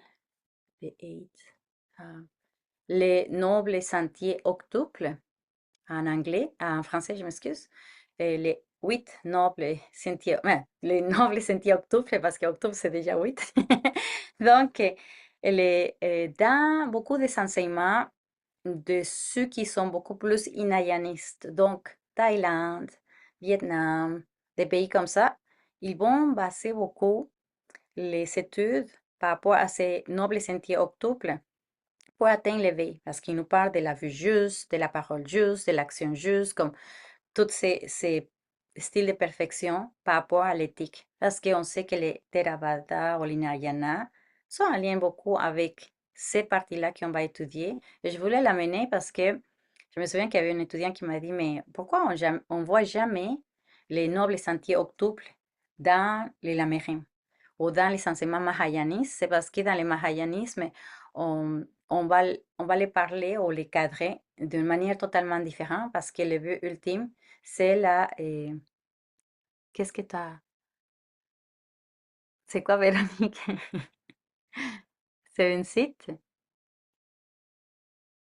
Je peux pas voir. Excuse-moi, oui, c'est parce que je voulais juste l'envoyer à toi avant de l'envoyer à tout le monde, mais c'est juste, c'est le Noble Octuple Sentier par BQ Boudé, là. BQ, je sais pas si je le prononce bien. Ah, c'est parfait, c'est parfait. Puis c'est bien de l'étudier, puis nous, on va l'étudier. Merci, merci beaucoup. Et dans la pause, vous allez pouvoir copier le site ou l'ouvrir. Comme ça, ça va s'enregistrer dans votre ordi. Merci, merci beaucoup pour tous les partages. C'est incroyable. Donc, donc, en réalité, ceux qui sont de moyenne capacité, ils vont beaucoup, beaucoup se baser par les nobles sentiers octuples. Beaucoup, beaucoup. Mais pourquoi on ne l'écrit pas hum, en détail, puis bien comme j'ose les 8, ici dans les Lamrim, c'est parce que c'est mahayaniste. Et de la mahayanisme, on les voit d'une manière, on les intègre, ces nobles sentiers octuples, on va les intégrer d'une manière différente dans plusieurs textes. Mais le texte qui va garder encore plus ces nobles sentiers octuples, ça va être, et même dans les livres que vous avez montré, les recueils des textes, dans les Lojong, euh, vous allez voir les 37 pratiques des vainqueurs. Et il y en a 37. Mais parmi ces 37, vous allez voir beaucoup, toutes ces 8. Et donc, dans le Noble Sentier Octuple, vous allez pouvoir voir ces 8 parties, ces choses expliquées de manière différemment. Puis aussi les Lamérim, ou les enseignements mahayanistes, on va les voir beaucoup à travers les 6 perfections, donc la générosité, l'éthique, la patience, l'effort joyeux, la méditation et la sagesse. On va les voir aussi par rapport à les 2 accumulations, donc, ou les 2 celles qui on parle toujours, la compassion et la sagesse. Et on va parler beaucoup de ces 8 points à travers les 3 entraînements, dont l'entraînement de l'éthique, l'entraînement de la méditation, l'entraînement de la sagesse. Donc, c'est beaucoup d'informations que ce n'est pas écrit dans votre livre, mais je trouvais que c'est important que vous compreniez que la philosophie nous donne une panoplie très simple, que tous les enseignements sont égaux, c'est juste qui sont euh, mis en place au niveau pédagogique différemment, dépendamment les niveaux. Donc, dans l'Hinayana ou dans les Theravada, ils vont faire beaucoup d'emphase pour atteindre la libération à travers les nobles sentiers octuples. Tandis que nous, on va les faire différemment, puis on va mettre beaucoup plus l'emphase par rapport à la grande compassion. Mais pour avoir la grande compassion, comme je disais tantôt, il faut mettre toutes les choses en place pour qu'on puisse les développer plus facilement. Donc, juste un rappel pour ceux qui sont intéressés pour les nobles sentiers octuples. Donc, il y a la vue juste, l'intention juste, la parole juste, il y a l'action juste, l'effort juste, l'attention juste, la concentration juste. Je ne sais pas si, combien j'ai dit, mais en tout cas, il y en a 8, je pense que j'avais dit la plupart d'eux. Les moyens d'existence justes, les actions justes, la parole juste. Oui, je pense que j'avais dit tous. Puis ils se trouvent dans les différents lieux, dans les 37 pratiques des vainqueurs. Je pourrais plus tard regarder exactement dans quel de les 37 pratiques se trouvent ces 8-là. Comme ça, vous allez comprendre dans quelle phrase et quel est le contexte ou les textes qui en amènent ces parties-là. Oui, Brigitte. Ben, en fait, tu sais, c'est sûr, je comprends que avec les enseignements qu'on reçoit avec le sens, c'est vraiment des enseignements mahayanistes, donc qui visent à l'éveil.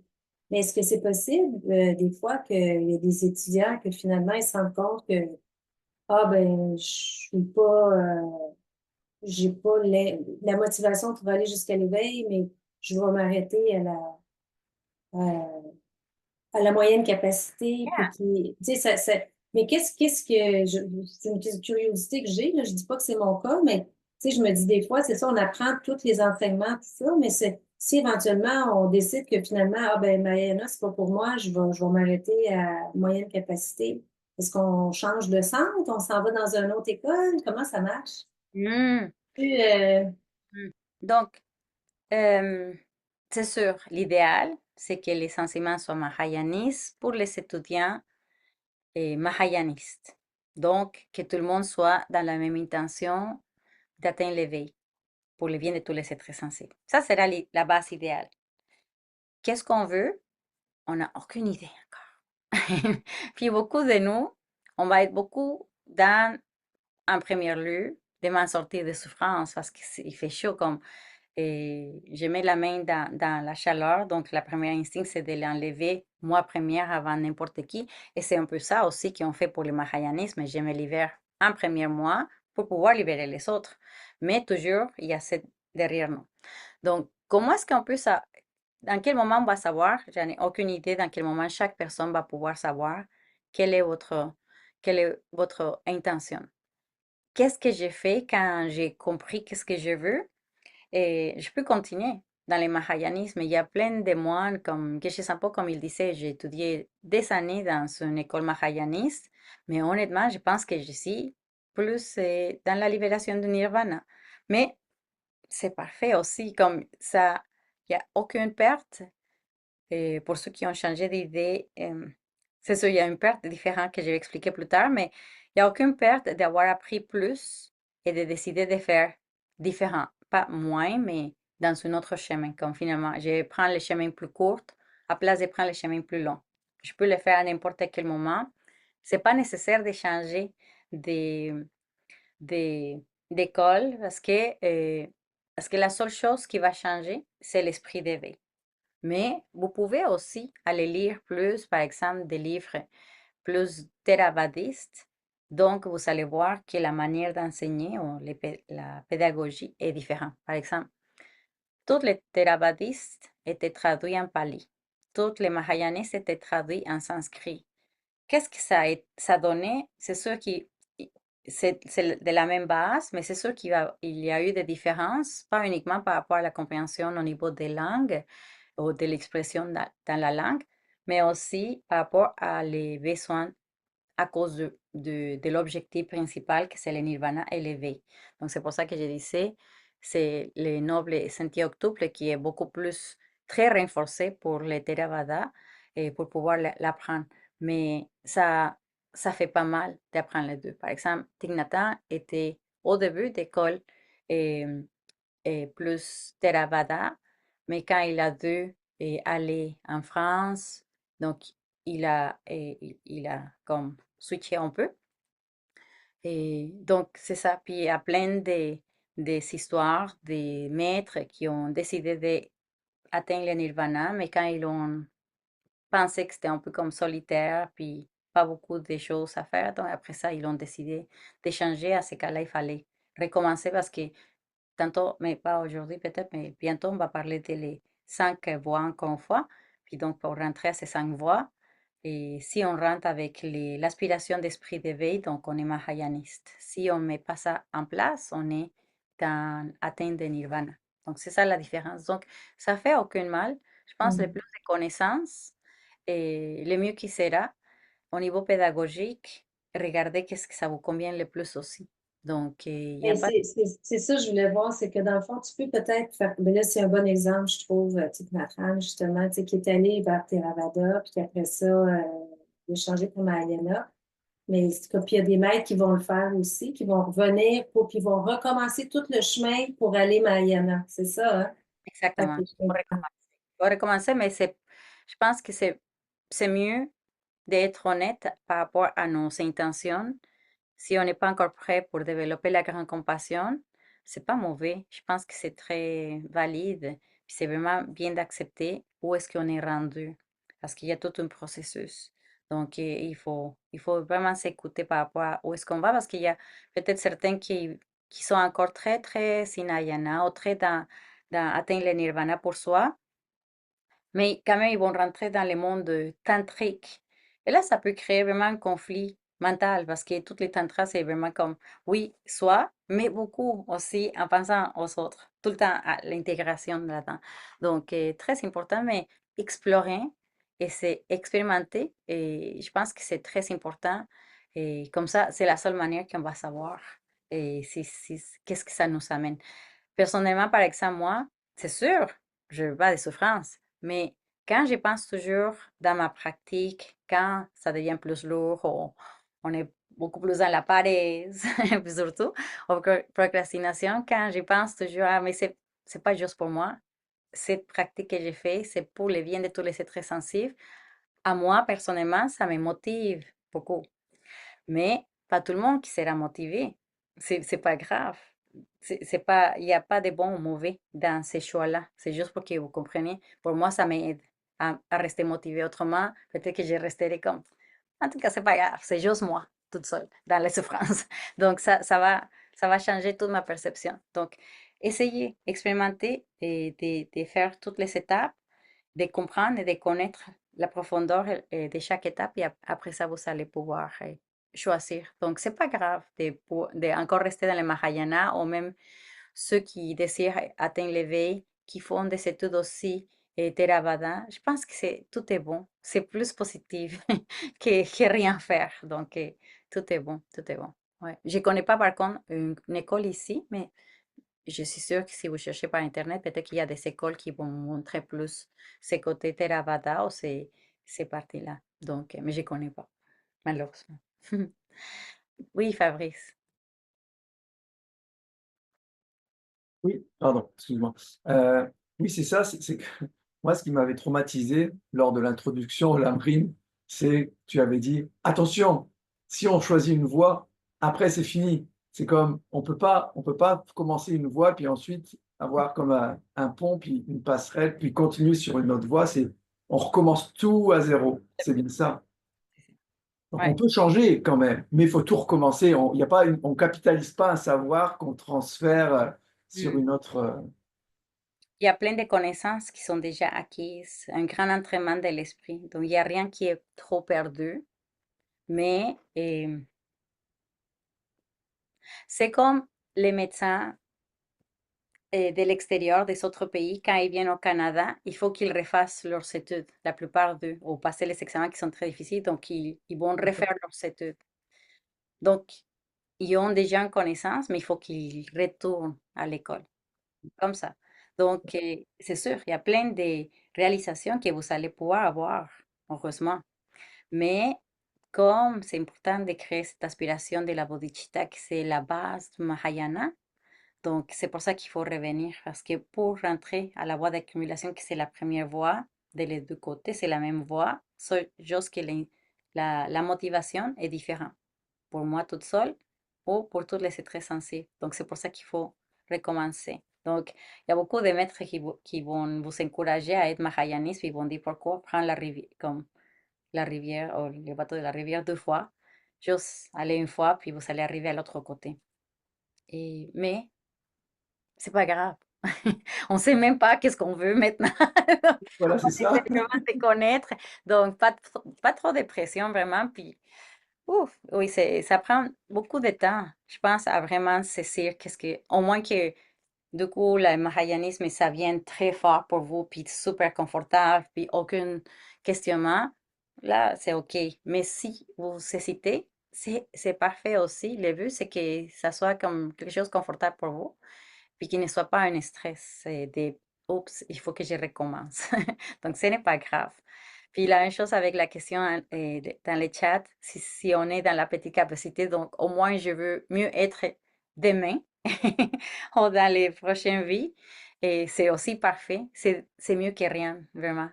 Donc, n'importe quelle étape, mais comprendre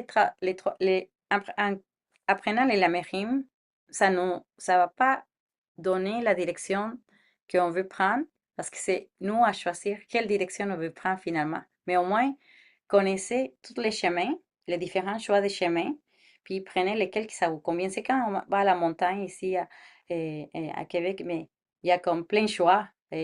Plus long, celui qui tu peux prendre tes animaux, il y a celui-là qui va t'amener à telle montagne. Donc, au moins, on a les choix. Prenez après ça que vous avez connu. Ça ne veut pas dire parce qu'on étudie ça que vous êtes ça ou que vous devrez être un Mahayaniste absolument ou un Theravadiste. Simplement, la connaissance maintenant. On parlait de la méditation analytique, c'est difficile de la mettre en place. Donc, on est encore dans le processus de l'écoute et un peu de la réflexion. Donc, on est encore dans ce processus. Donc, c'est parfait. Mais je ne vais pas vous faire peur quand je dis il faut recommencer, mais c'est la vérité. Il faut recommencer. C'est ça que le maître il dit. Donc, c'est ça, je partage la même chose. Donc, donc c'est ça, on parlait de pourquoi parler de souffrance, on parlait aussi de c'est quoi la libération, ou pourquoi aussi parler de la libération. Euh, Savoir que le nirvana, on parle de nirvana comme je dis tout le temps dans ces chapitres-là, donc le nirvana n'est pas ni un lieu, ni une place, ni quoi que ce soit, mais c'est la cessation de l'ignorance et l'agitation mentale dans notre esprit. Donc, toute la cessation de notre esprit, ou de l'ignorance surtout. Donc, c'est ça. Donc, on va parler de les différents sujets qu'on va parler. Donc, ils disent les souffrances du samsara dans la page 171. Ils disent l'entraînement de l'esprit dans les étapes de la voie partagée, parce qu'ils pensent que nous, on est mahayanistes déjà. Donc, on partage ces voies avec les pratiquants de moyenne capacité, nous en tant que grande capacité. Donc, le premier, c'est de développer le souhait d'atteindre la libération. Donc, premier point, c'est réfléchir aux souffrances générales du samsara. Donc, c'est grâce à la réflexion des quatre nobles vérités et la réflexion de les des 12 liens interdépendants qu'on va les comprendre. Donc, OK, donc dans ces premières parties de réfléchir aux souffrances générales du samsara, les quatre nobles vérités, ils vont exposer la nature universelle de la souffrance. Ils vont nous exposer, ils vont nous expliquer en général la nature universelle de la souffrance, de où ça vient, pourquoi le fait. Et les 12 liens interdépendants, ils vont nous amener à, c'est comme, ils révèlent les mécaniques précises liées à l'ignorance et au karma. Donc, c'est sûr, il y en a 12 liens, mais il y a comme un mécanisme qui se met en place qui devient évidemment tous interdépendants, sans une, les autres ne peuvent pas exister. Chacun dans il y en a quelques-uns qui vont propulser, il y en a d'autres qui vont te projeter dans quelque chose, mais quand même, ils sont tous liés, mais surtout dans ces liaisons par rapport à la base des karmas et de l'ignorance. Donc, ces deux, euh, ces deux réflexions que les Lamériens nous amènent va transformer la compréhension intellectuelle et va nous amener à une motivation beaucoup plus profonde. Donc, on va rester comme avec une régie de l'apathie auprès de la souffrance parce que on a une certaine apathie. Quand on souffre, on souffre. Donc, il y a une manière dont on perçoit la souffrance. On se sent encore plus mal, mais on fait rien. On fait rien pour la changer. Donc, il y a un style d'apathie auprès de la souffrance, pas une action positive. Ah, ça m'arrive tout le temps ça, puis là, on tombe en dépression et tout ça. C'est normal, on est des êtres ordinaires. Je ne juge pas toutes ces actions-là. Mais quand on parle de ces quatre nobles vérités ou des 12 liens interdépendants, qu'est-ce que ça va se faire? C'est ça va nous sécurer, on va dire voilà la réalité, donc agis. On va agir pour pouvoir s'en sortir de la souffrance à place de penser qu'on n'a aucun moyen de s'en sortir de la souffrance. Ça va nous amener vraiment, comme je dis tout le temps, à cultiver la détermination à pratiquer les dharmas. On va dire, mais absolument, à tout prix, je vais mettre tous les efforts nécessaires, l'effort joyeux nécessaire pour pouvoir pratiquer les dharmas. Et ça va m'amener à avoir une aspiration à la libération tout le temps. Donc, je veux vraiment comme éliminer toutes sortes de souffrances et même le bonheur très éphémère ou tout ce que je désire, je veux l'éliminer parce que je suis vraiment comme fatiguée de tout cela. Donc, mais être fatigué de tout cela, c'est pas assez. Il faut avoir toujours une réflexion de comment est-ce qu'on veut l'amener. Donc, en résumé, par rapport aux quatre nobles vérités, comme je disais tantôt, c'était enseigner, et première tournée des rues. Oh, il faut prendre une pause. Là, je me suis dit, pourquoi ma gorge commence à être fatiguée? On va faire une pause, sinon je serai en train de parler. On prend une pause de 10 minutes, 7h55, on revient.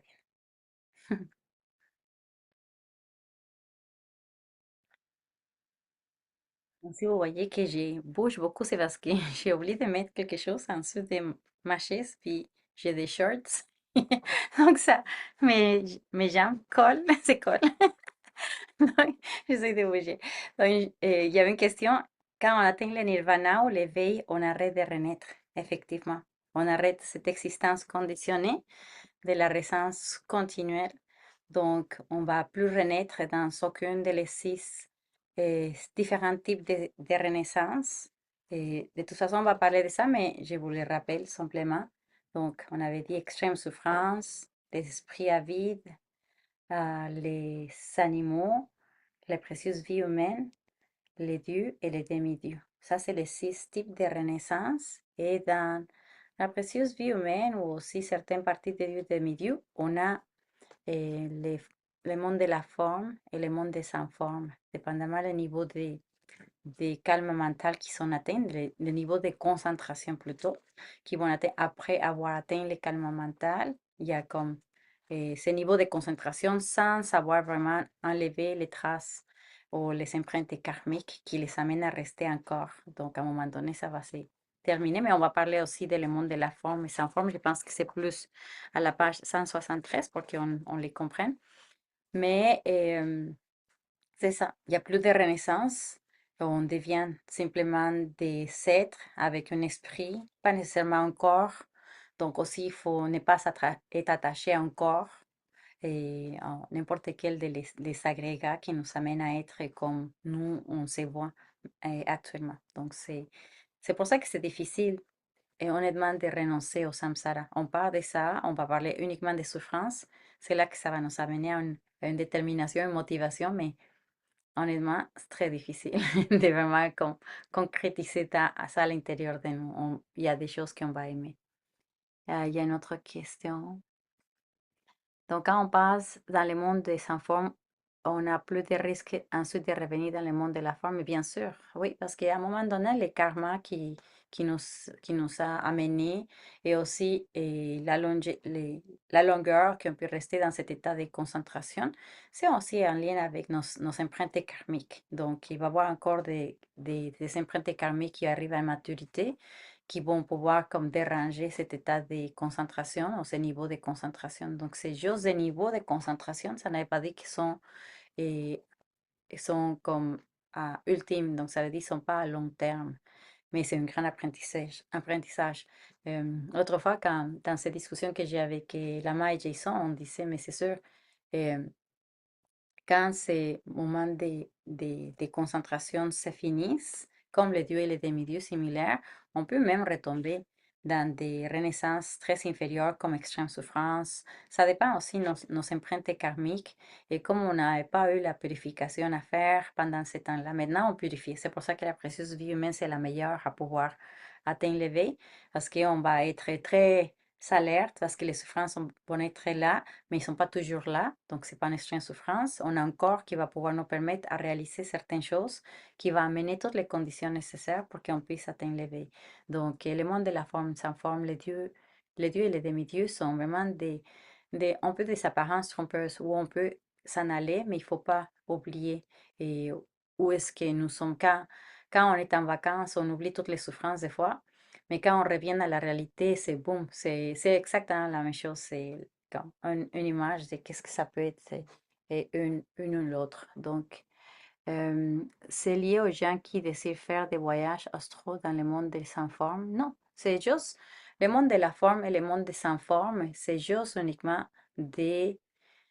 c'est un esprit, c'est une conscience, un mental, comme vous voulez l'appeler, qui est dans des niveaux de concentration. Il y en a plusieurs niveaux de concentration et beaucoup plus profondes.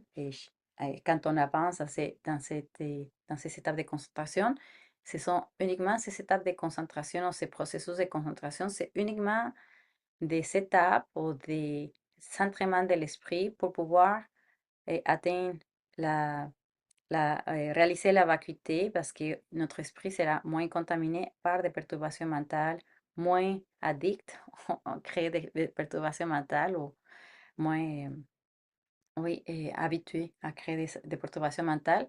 Mais il nous restera encore toutes ces parties de l'ignorance qu'il faut enlever et surtout les empreintes karmiques qui vont pas pouvoir s'en aller. Donc, c'est pas aller nulle part, c'est pas voyager et revenir.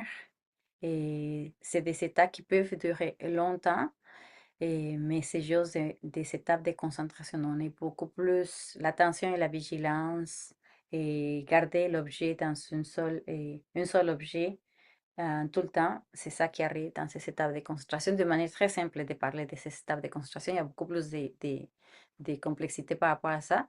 Mais c'est pas s'en aller puis je reviens.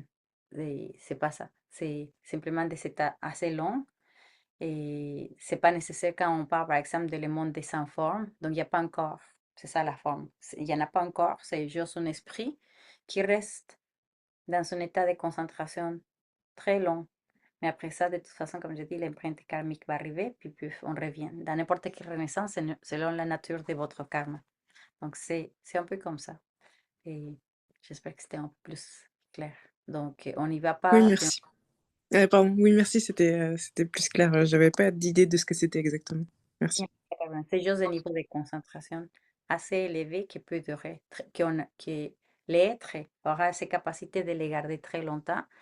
Des fois, il va avoir un corps, des fois, il ne va pas avoir un corps, parce que dans le processus de la mort, Bardot, son empreinte karmique, le reste d'un moment de la mort, il peut rester dans un état de concentration extrêmement fort, mais sans pouvoir briser les samsaras à cause de différentes conditions, mais peuvent aller dans ces bardeaux puis rester sans forme, à pas aller chercher un corps, mais quand même ça reste dans les samsaras, pas encore libéré. Donc, autant comme il y a des niveaux très bas, dans les différents types de renaissance, il y a des niveaux très hauts qui peuvent sembler comme style de veille, mais ils ne le sont pas encore. Donc, on revient par rapport aux quatre nobles vérités et qui ont été, pour parler un peu, une introduction des quatre nobles vérités. Donc, encore une fois, comme je dis, c'est la première fois que c'était la tournée de rue de Dharma, que Bouddha Shakyamuni, c'est le premier enseignement qu'il décide depuis après avoir un temps de décision de quel type d'apprentissage ou enseignement il allait donner, puis c'est ça qu'il donne. Puis on l'appelle noble parce que c'était dédié à ces êtres-là qui avaient ces qualités de pouvoir comprendre l'enseignement, et c'est pour ça qu'un d'eux avait la possibilité d'atteindre l'éveil suite après l'enseignement qui ça a été fait. Donc, ils sont tellement puissants. Mais pourquoi nous, on n'atteint pas l'éveil comme cet étudiant-là? C'est parce qu'on n'a pas toutes les graines nécessaires et tous les champs n'est pas assez fertile. On n'a pas accumulé assez de mérites. On n'a pas encore purifié assez. Donc, c'est des petites démarches qu'il faut continuer à faire. Puis, on n'a pas assez pratiqué non plus pour maîtriser notre esprit. Donc, mais on va l'avoir un jour, c'est sûr. Dans la première noble vérité, que c'est la vérité de la souffrance. Donc, c'est là qu'on va parler de ces trois types de souffrance. Donc, encore une fois, je vous répète, la souffrance de la souffrance, c'est plus facile à comprendre, plus facile à les voir. Les souffrances du changement, et après ça, la souffrance omniprésente ou de l'existence conditionnée ou le conditionnement intrinsèque par les agrégats impurs, les agrégats contaminés par les agrégats de bien. Deuxième noble vérité, c'est l'origine des souffrances, qu'on va le voir dans les chapitres suivants, où on va parler uniquement de l'origine des souffrances. On va parler de les causes, racines de la souffrance, qui sont les perturbations mentales. On a déjà parlé de karma aussi, mais ça fait partie de cette origine de souffrance qui nous amène à perpétuer dans ce cycle d'existence conditionnée. La troisième, c'est la vérité de la cessation. Donc, c'est la libération, c'est le nirvana. Et quand on arrive à éliminer toutes les causes qui nous amènent à rester dans les samsara, et la quatrième, c'est la vérité la vérité du chemin ou la vérité de la voie. Donc, c'est que là, on peut pratiquer, et, par exemple, on parle de les 5 voies, on parle de les différents, et, les paramitas, les perfections qu'on doit acquérir, et la manière qu'on peut et, éliminer, ou la réflexion qui nous amène à éliminer ou diminuer les perturbations mentales. Donc, ça, c'est comme tous les chemins qu'il nous faut. Mais pour pouvoir prendre les chemins, il faut qu'on comprenne d'où ça vient les souffrances, quelles sont les souffrances, pour pouvoir arriver à la cessation.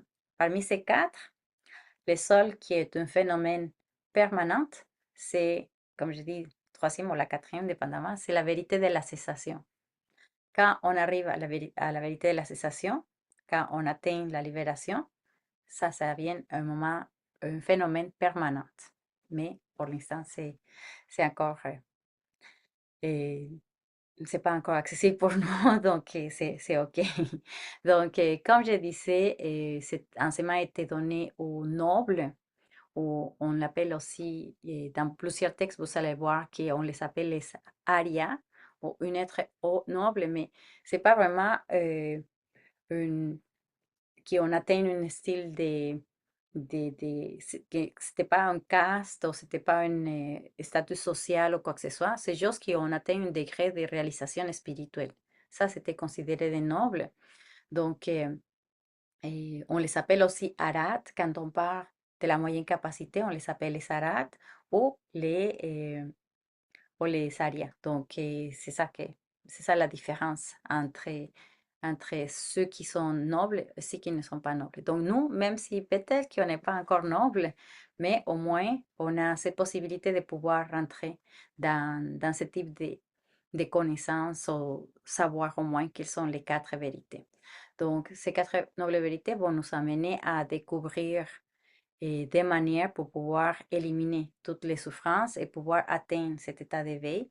Mais aussi, les 12 lignes interdépendantes vont nous amener à pouvoir comprendre comment est-ce que ça se fait qu'on reste là-dedans. Donc, dans ces réflexions de 12 lignes interdépendantes, ça va nous illustrer comme un mécanisme cyclique du samsara et chaque condition entraîne une autre condition, comme je disais. Donc, quelles sont les 12 lignes interdépendantes, juste pour vous les aborder comme introduction? Donc, il y a des numéros, 1 jusqu'au 12, et, parce qu'habituellement, une vient avec l'autre, mais on peut aussi les voir d'une manière différente. Il y a différentes manières de regrouper les 12 lignes interdépendantes. Il y a tout un cours qu'on donne dans une session complète, pas pour 12 lignes interdépendantes, pour bien comprendre et saisir. Et puis, c'est un cours très intéressant parce que ça nous amène à regarder l'existence, le cycle d'existence conditionnée dans une optique très importante pour pouvoir savoir où je peux commencer à briser et à couper pour que je commence à éliminer certaines choses. Donc, première, c'est l'ignorance.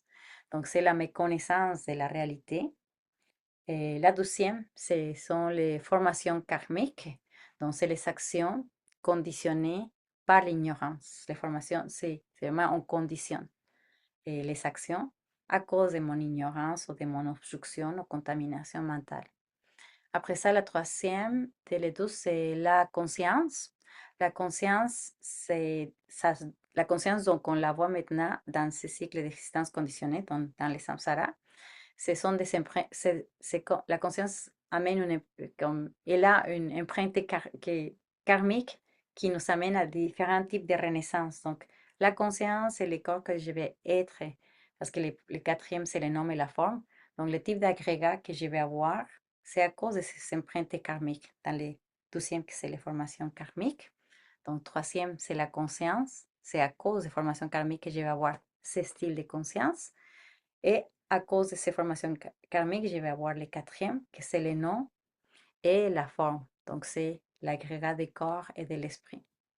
Après ça, les noms et la forme, la cinquième, c'est les 6 sphères sensorielles qui nous donnent la base des expériences. Après ça, la 6e, c'est les contacts, donc c'est les interactions entre les sens, les objets, la conscience, tout ce qui est en lien avec les sujets et les objets, les contacts qu'on peut avoir, c'est un facteur mental déterminant. Après ça, le contact, il va d'une manière ou d'une autre se créer la sensation de plaisir, la sensation de douleur, une sensation neutre. À cause de ces sensations, on va développer les désirs soit d'attachement et aux sensations agréables qu'on va percevoir grâce au contact et sensations. Après ça, la 9e, oui, je suis rendue à la 9e, c'est la cécie, donc le renforcement des attachements auprès des choses. La 10e, c'est les formations de nouveaux karma que ça va se créer. La 11e, c'est la naissance. Et la 12e, c'est la vieillesse et la mort. Donc, ces 12 liens, ils nous amènent. Je ne me souviens pas à quelle page. Oui, ils commencent à la page 181. Et la soif, la cécile, l'existence conditionnelle, la naissance, la vieillesse, la mort. Oui, et ça finit à la page 184. Donc, ces parties-là, les 12 lignes interdépendantes, on va les amener plus rapide. On ne va pas les voir trop en longueur. Donc, déjà, je vous ai donné comme une petite idée. Donc, avec ce type l'impact que ça nous donne de pouvoir apprendre les 12 lignes interdépendantes, ça nous amène à comprendre comment l'ignorance qui commence, que c'est la première des 12, va engendrer une chaîne de causes qui vont nous amener à la souffrance. Donc, quand on brise l'ignorance, on sait que c'est en brisant l'ignorance que toutes les prochaines qui vont s'enchaîner après ces premières, ça va nous aider à pouvoir arrêter ce cycle d'existence conditionnelle. Donc ça, c'est pour les 2 points qu'on vient de parler, la réflexion par le biais des 4 nobles vérités et les 12 liens interdépendants. Après ça, 12e point, réfléchir aux souffrances particulières à chaque catégorie des êtres sensibles. Donc, on va réfléchir aux souffrances de 3 sortes de mauvaises renaissances et réfléchir aux souffrances de 3 sortes de renaissances heureuses. Donc, renaissance aux souffrances humaines, les souffrances de Dieu et les souffrances des demi-dieux. Donc, on va voir que autant les riches et les pauvres, on souffre de la même manière, même si on ne pensait pas que c'était comme ça. Donc, ici, on va faire vraiment une analyse des souffrances propre à chacune des catégories des êtres sensibles ou de la manière dont on peut avoir une renaissance. Et ça nous amène à vraiment ne pas tomber dans les apparences de qu'est-ce que ça peut être une renaissance heureuse. Et beaucoup dans la précieuse vie humaine, quand on apprend la précieuse vie humaine, on dit, mais on n'est pas si pire. On dit que la précieuse vie humaine, c'est la meilleure, c'est super, on n'est pas dans les extrêmes. Donc, on peut tomber dans la paresse par rapport à cette application de s'en sortir ou d'échapper des souffrances. Donc, c'est très important de savoir que toutes les 6 sont les souffrances et qu'il faut que j'amène ces souhaits profondes, très profondes de me libérer des souffrances pour échapper vraiment les souffrances.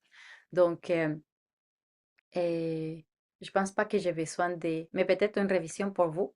Donc, si quelqu'un qui aimerait, ou plusieurs aimeraient me dire quels sont les 3, parce que les premières, c'est les 3 sortes de mauvaises renaissances. Qui sont les 3 sortes de renaissances plus malheureuses ou plus inférieures? Qui sont-ils? Vous voulez que je vous amène à la réflexion? C'est ça que j'ai fait. Je vous écoutais. Oui, Brigitte. Peut-être que ton micro, c'est pas encore. C'est pas mon micro, excuse-moi. Ouais. On n'est pas encore debout. Ah, On peut pas bon, je ça, disais, non? je peux pas croire que je suis la seule à savoir, mais bon, c'est pas grave. Parce que les autres, ils veulent pas parler. Non, chacun son rythme. Donc, il y avait Effectivement. Fait que les mauvaises renaissances, dans le fond, c'est les enfers, Mhm. les esprits avides et les animaux. Et les animaux. Parfait. Merci, merci. Et Caroline, ok, Caroline a Puis, quelles sont les 3 renaissances heureuses? Bah, les dieux, les demi-dieux, j'imagine, c'est dans les heureuses. Oui, il nous manque une autre. Est-ce que l'existence humaine, ça compte? C'est quoi? Non, non, je sais pas. J'aurais peut-être dit l'existence humaine, mais je pense. Oui, la précieuse vie humaine. Précieuse vie humaine, les dieux et les demi-dieux sont les 3 supérieurs ou les 3 heureuses. Merci, merci à tout le monde pour. Donc, quand on va examiner spécifiquement de chaque renaissance leur souffrance, ça va nous amener à comprendre que tout le monde a des moments de malheur et les renaissances heureuses vraiment sont des illusions de bonheur, mais c'est une illusion. C'est juste une illusion qui va enlever l'insatisfaction des souffrances, mais en réalité, c'est juste toute une souffrance en général. Donc, euh, je pense qu'on va commencer à lire parce que j'allais vous parler plus de chacune des souffrances, mais je pense qu'on va commencer vraiment à lire. Ah, j'ai encore le temps, donc c'est parfait. Donc, si vous lisez, quand on rentre à la page 172, je vais lire les premiers 2 paragraphes et peut-être que je vais vous poser une question. Donc, premier paragraphe. Grâce à l'écoute du Dharma, de pratiquants de petites capacités, la précieuse vie humaine, l'impermanence, les souffrances du royaume inférieur, la prise de refuge et la loi du karma, on s'assure temporairement d'être délivré des souffrances de mauvaises destinées et dans une renaissance heureuse. Cependant, ce n'est pas suffisant si on ne se libère pas définitivement des souffrances du samsara alors qu'on possède déjà ces renaissances heureuses et positives. Un jour de karma positif qui nous y propulsé prendra fin. Ensuite, on devra assurément retourner dans une mauvaise destinée. Ainsi, on doit développer un puissant esprit de renoncement aux souffrances du samsara et aspirer à la libération si on désire trancher les fils de souffrance de l'océan immense, effrayant et illimité de l'existence conditionnée. Donc, avant qu'on lise ces petits paragraphes, c'est super intéressant de l'Obsan Chugien. Donc, peut-être que ce n'est pas une question, mais plutôt une réflexion avec vous. On a besoin de les préalables de la petite capacité, donc toutes ces connaissances de la précieuse vie humaine, de l'impermanence, etc., pour par la suite comprendre ce qu'on va commencer à comprendre, que c'est par rapport aux souffrances, les 4 nobles vérités, etc. Et par la suite, quand on va tomber dans la grande capacité, ces 2 sujets, ces 2 grandes portions du chapitre, petite capacité et, et moyenne capacité, va nous amener à créer un préalable pour la prochaine. Donc, juste que vous comprenez qu'il n'y a rien de temps perdu, même si on veut rester grand ou même si on veut rester petit. Et ça nous amène à comprendre comme toutes les possibilités et dans les questions que vous aviez tantôt, mais l'important de savoir que comprendre tout ce que je veux dans la petite capacité et commencer à comprendre tout ce que je vais voir dans la moyenne capacité, c'est la seule manière dont je vais pouvoir me libérer complètement du samsara si c'est ça mon but. Donc, je vais lire rapidement cette citation, j'ai encore le temps pour pouvoir un peu les décortiquer parce qu'elle est vraiment puissante, puis ça vraiment résume tous les chapitres en général. Donc, violemment ballotté par les vagues de karma et de perturbations mentales, harcelé par les ordres des monstres marins. Les 3 souffrances, inspirez-moi, afin que je développe un intense désir de me libérer de cet épouvantable et infini océan de l'existence conditionnée. Pourquoi, juste comme réfléchir encore ensemble, pourquoi les grands maîtres, eux, ils vont répéter ça? Pourquoi? Ils sont des grands maîtres. Ils sont déjà comme, ils ont beaucoup de réalisations, une compréhension assez vaste, ils ont passé plusieurs années dans les monastères. Pourquoi ils cherchent encore, souhaiter de rester inspirés afin de développer un intense désir de se libérer? C'est parce que c'est vraiment difficile. Donc, il faut qu'on comprenne avec toute humilité que c'est vraiment difficile de s'en sortir de ça. Donc, la première partie qui dit violemment ballotté par les vagues de karma et de perturbations mentales. Dans les vagues de karma, qu'est-ce que symbolise? Mais symbolise la conséquence inévitable de nos actions passées, donc les résultats de nos actions passées, bons ou mauvaises, qui vont continuellement nous conditionner à nos renaissances ou aux expériences d'une telle couleur. Donc, si des fois j'ai dit, je me souviens qu'il y avait une étudiante qui m'a dit, mais pourquoi je suis née dans cette famille si toxique? C'est une famille très toxique. Pourquoi? Et pauvre moi, c'est vraiment difficile. Je dis, oui, c'est difficile, mais la vérité dans la phase, dans la philosophie, c'est des résultats karmiques. Tu as fait en sorte d'être né dans ça. Mais c'est sûr, nous, en tant qu'être ordinaire, si je dis ça, on va pleurer plus parce que déjà, c'est une souffrance. Mais la réalité, c'est ça. Donc, les vagues de karma, c'est vraiment qu'ils vont toujours nous frapper. Au moins qu'on élimine tous ces, tous ces mouvements. Donc, on élimine les vents qui vont créer les vagues. On va éliminer tous les mouvements de la Lune qui créent les vagues aussi. Donc, quand on élimine toutes les conditions pour créer les vagues de karma, donc, qu'ils disent ici, violemment ballottées par les vagues de karma, c'est là que ça va arrêter les souffrances. Mais autant qu'on n'a pas purifié, autant qu'on n'a pas essayé au moins d'accumuler un bon karma pour que ce soit plus tranquille, ces vagues qui vont nous frapper, et autant qu'on ne fasse pas ça, il n'y a rien qui va se passer, puis on va continuer dans ce cycle d'existence conditionné. Donc, le karma, c'est ça, nous va propulser des fois d'une manière extrêmement forte et extrêmement brusque et sans contrôle d'une vie à l'autre ou euh, d'une, euh, d'une souffrance à l'autre. Et des fois, c'est sans arrêt. On peut pas, je ne sais pas si vous êtes allé à la plage une fois, mais j'aime beaucoup l'eau, mais pas l'océan parce que j'ai beaucoup de respect pour l'océan. Parce que quand j'étais petite, je n'avais pas autant de respect. Et là, je savais nager. Et je me suis dit, ah là, je vais rentrer dans les vagues, mais il n'y a personne qui m'a pris. Donc, une vague qui te prend, et après ça, en train de te sortir, puis là, il te ramène dans une autre vague si tu ne sais pas exactement bien comment gérer les vagues. Donc là, je me sentais que c'était sans fin. Je me suis dit, ah, je vais me noyer ici, jusqu'à ce que je sens la main de mon père qui me sort de là. Mais là, je me sentais que c'était sans arrêt. C'est ça l'existence conditionnée. C'est un à l'autre. Puis après ça, on essaie vraiment de prendre les sables pour pouvoir s'en sortir. Mais là, il nous suctionne encore ces vagues de karma constamment. Donc, c'est très important de comprendre, c'est de garder cette visualisation dans notre quotidien qui est à place de «Oh, je vais insulter de retour», je vais me retenir parce que je ne vais pas rester encore violemment ballottée par les vagues de karma.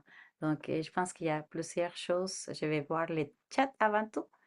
Euh, je m'étais fait dire que Pourquoi ça me montre cette affaire? Que dans une famille toxique pouvait peut-être nous apprendre le détachement pour s'en sortir, mais oui, c'est sûr, c'est sûr, c'est sûr. Et aussi les situations difficiles, peut-être qui seront pour certains une inspiration pour s'en sortir du samsara, mais il faut que cette inspiration, à cause de ces souffrances, ne soit pas contaminée, dans le sens de soit trop se presser, donc qu'il ne soit pas naturel, ce processus, et qui sont tellement brusques pour notre esprit parce qu'on veut courir et on veut s'enfuir de souffrance parce que ça fait mal. Donc, des fois, les processus qu'on va prendre pour certaines, et ça peut aider. Pour nous, ça nous aide parce qu'on est tous dans les dharma, donc on essaie de au moins faire quelque chose de positif, mais pour certaines, s'enfuir, ça va prendre une addiction, l'alcool, quelque chose que ça va les amener à oublier. Donc, il y a toutes sortes de manières. Donc, si on transforme comme dans les 7 versets de, de Geshe Chekawa, dans l'entraînement de l'esprit en 7 versets, ils disent transformer, le troisième point, c'est transformer les moments difficiles comme la voie de l'éveil. Donc, c'est ça que tu viens de dire, que je viens de lire dans l'extrait, mais il faut qu'on les prenne comme ça. Et OK, je vais m'inspirer de mes souffrances pour pouvoir m'en sortir, mais ce n'est pas toujours le cas. Et c'est plus facile, une voie plus rapide, c'est des fois plus nuisible dans notre esprit. Donc, on peut s'éloigner, solitude, dépendance, dépression, création des autres perturbations mentales. Donc, il faut faire attention, mais si ça nous inspire pour le positif, tant mieux, tant mieux. Mais ça peut donner tous les côtés. Oui, Caroline. Oui, moi, ce qui me fait peur, c'est d'avancer dans le dharma, dans l'étude, de faire des réalisations à mon niveau, et puis ensuite de mourir. et ensuite de tout perdre et de tout oublier, et ensuite de redevoir vivre, et ensuite d'avoir, je sais pas, une prochaine vie difficile si jamais c'est une précieuse vie humaine, et ensuite de plus avoir aucun intérêt pour le bouddhisme. Genre, Ouais. je sais pas ça. Je me dis, j'aurais tout perdu tout ce temps-là. Je sais pas. Moi, ça me fait peur, ça. Non. Comme on dit, violemment ballotté par les vagues de karma et des perturbations mentales, mais aussi on est ballotté par les vagues de karma positifs. Donc c'est bon ou mauvais. Donc c'est les deux côtés de la monnaie toujours. C'est pas juste une seule chose. Donc toutes les actions positives que vous avez créées, donc votre pratique ne sera pas perdue complètement. Et si vous l'avez laissé s'imprégner assez longtemps. Donc si on veut qu'il y ait une teinture dans une chandail, qu'on veut changer de couleur, mais il faut le laisser le temps nécessaire pour qu'il s'imprègne la couleur. Mais si je l'ai fait comme ça, puis c'est pas le temps qu'il fallait nécessairement laisser pour qu'il s'imprègne, donc je vais laisser quelques traces, que c'est déjà positif, plus que négatif, on avance à place de reculer, mais il faut les faire le plus. Donc, c'est là, ça nous motive à pouvoir comme, pratiquer plus. Et c'est bien, nous, on utilise la crainte ou la peur, comme tu viens de mentionner, mais on l'utilise de manière positive. C'est une souffrance, hein?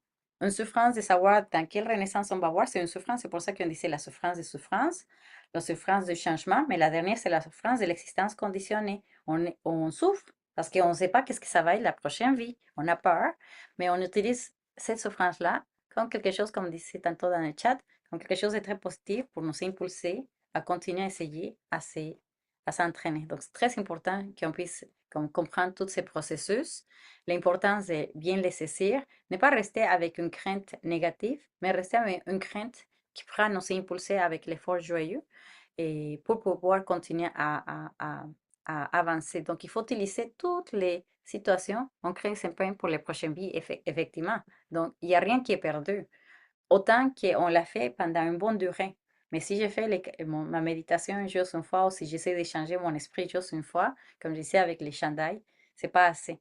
Ça va rester quelques graines qu'à un moment donné, si les conditions favorables se réunissent, donc peut-être qu'il va y avoir quelque chose, encore une fois, qui va continuer. C'est une continuité des histoires qu'on va créer, des expériences. Les expériences bonnes et mauvaises qu'on va avoir dans le futur va être selon la force de l'action qu'on a mis, selon l'intention, selon tout ce qu'on avait déjà vu dans les karmas. Donc, quand on comprend ça, ces craintes vont nous servir comme force à place d'une peur qui va nous figer et qui va nous amener à ne pas savoir quoi faire. Donc, très important, tout ce que vous faites dès maintenant, c'est une empreinte, c'est une trace que vous laissez dans votre chemin. Le plus fort, le plus que vous allez ramasser de bonnes choses pour une meilleure renaissance.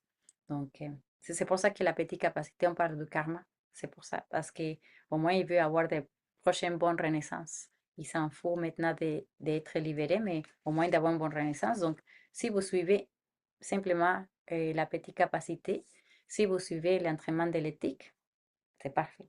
C'est parfait, parfait. Donc, comme on n'aurait pas le temps que j'ai continué à expliquer cette dernière paragraphe, je pense que c'est déjà le temps, oui. Donc, on va le faire la semaine prochaine et on va commencer à lire la page 173. Donc, je pense pas que j'ai des devoirs à vous laisser à réfléchir, mais plutôt réfléchir à comment je me sens par rapport à tout ce que j'ai fait. Et une bonne question que Carolina nous a laissée à la fin. Et, parce que pour de vrai, ça, à moi, ça me fait peur. Tous les niaiseries que j'ai fait, quel type de prochaine renaissance je vais faire, j'étais comme, oh non. Donc, on se souhaite une longue vie, ça c'est sûr et certain, pour cela et pour pouvoir pratiquer. C'est pour ça qu'on se souhaite une longue vie. On souhaite une longue vie à tout le monde parce que c'est le seul moyen que dans cette vie au moins, qu'on a la précieuse vie humaine, ça nous permet de pouvoir progresser plus.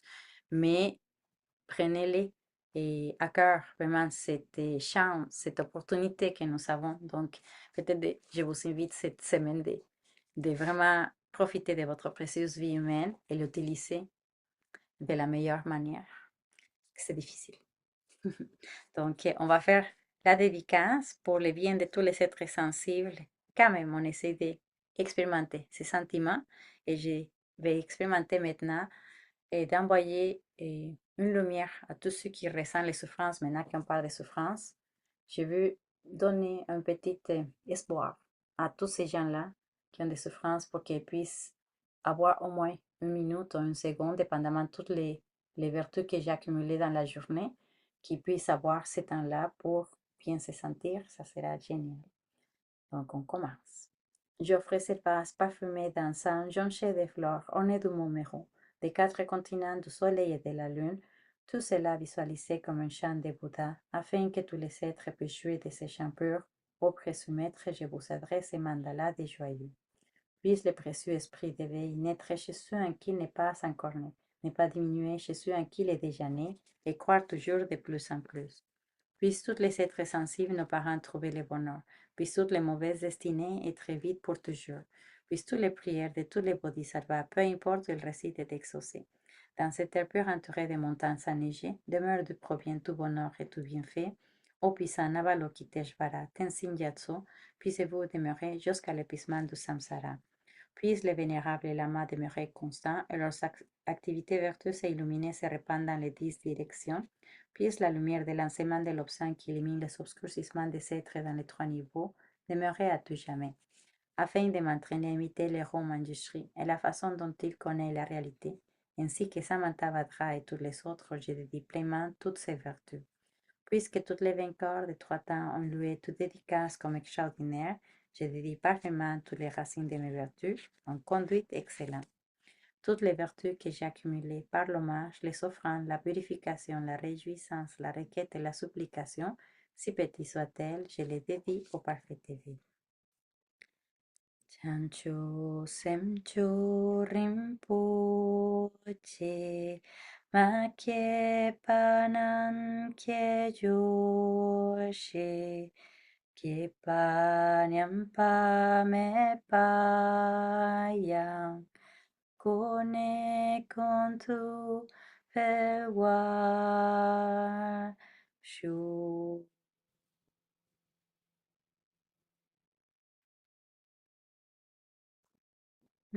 Merci beaucoup. Je vous souhaite une belle semaine. Profitez-en de votre précieuse vie humaine pour faire de bonnes choses pour vous pour le moment. Donc, merci. À la semaine prochaine. Merci. Laura. Merci. Bye bye. Au À la revoir. semaine Bye tout prochaine. le monde. Bonne Merci. semaine. Bonne semaine à tout le monde. Bonne Bye semaine. bye. Bye bye! Au revoir.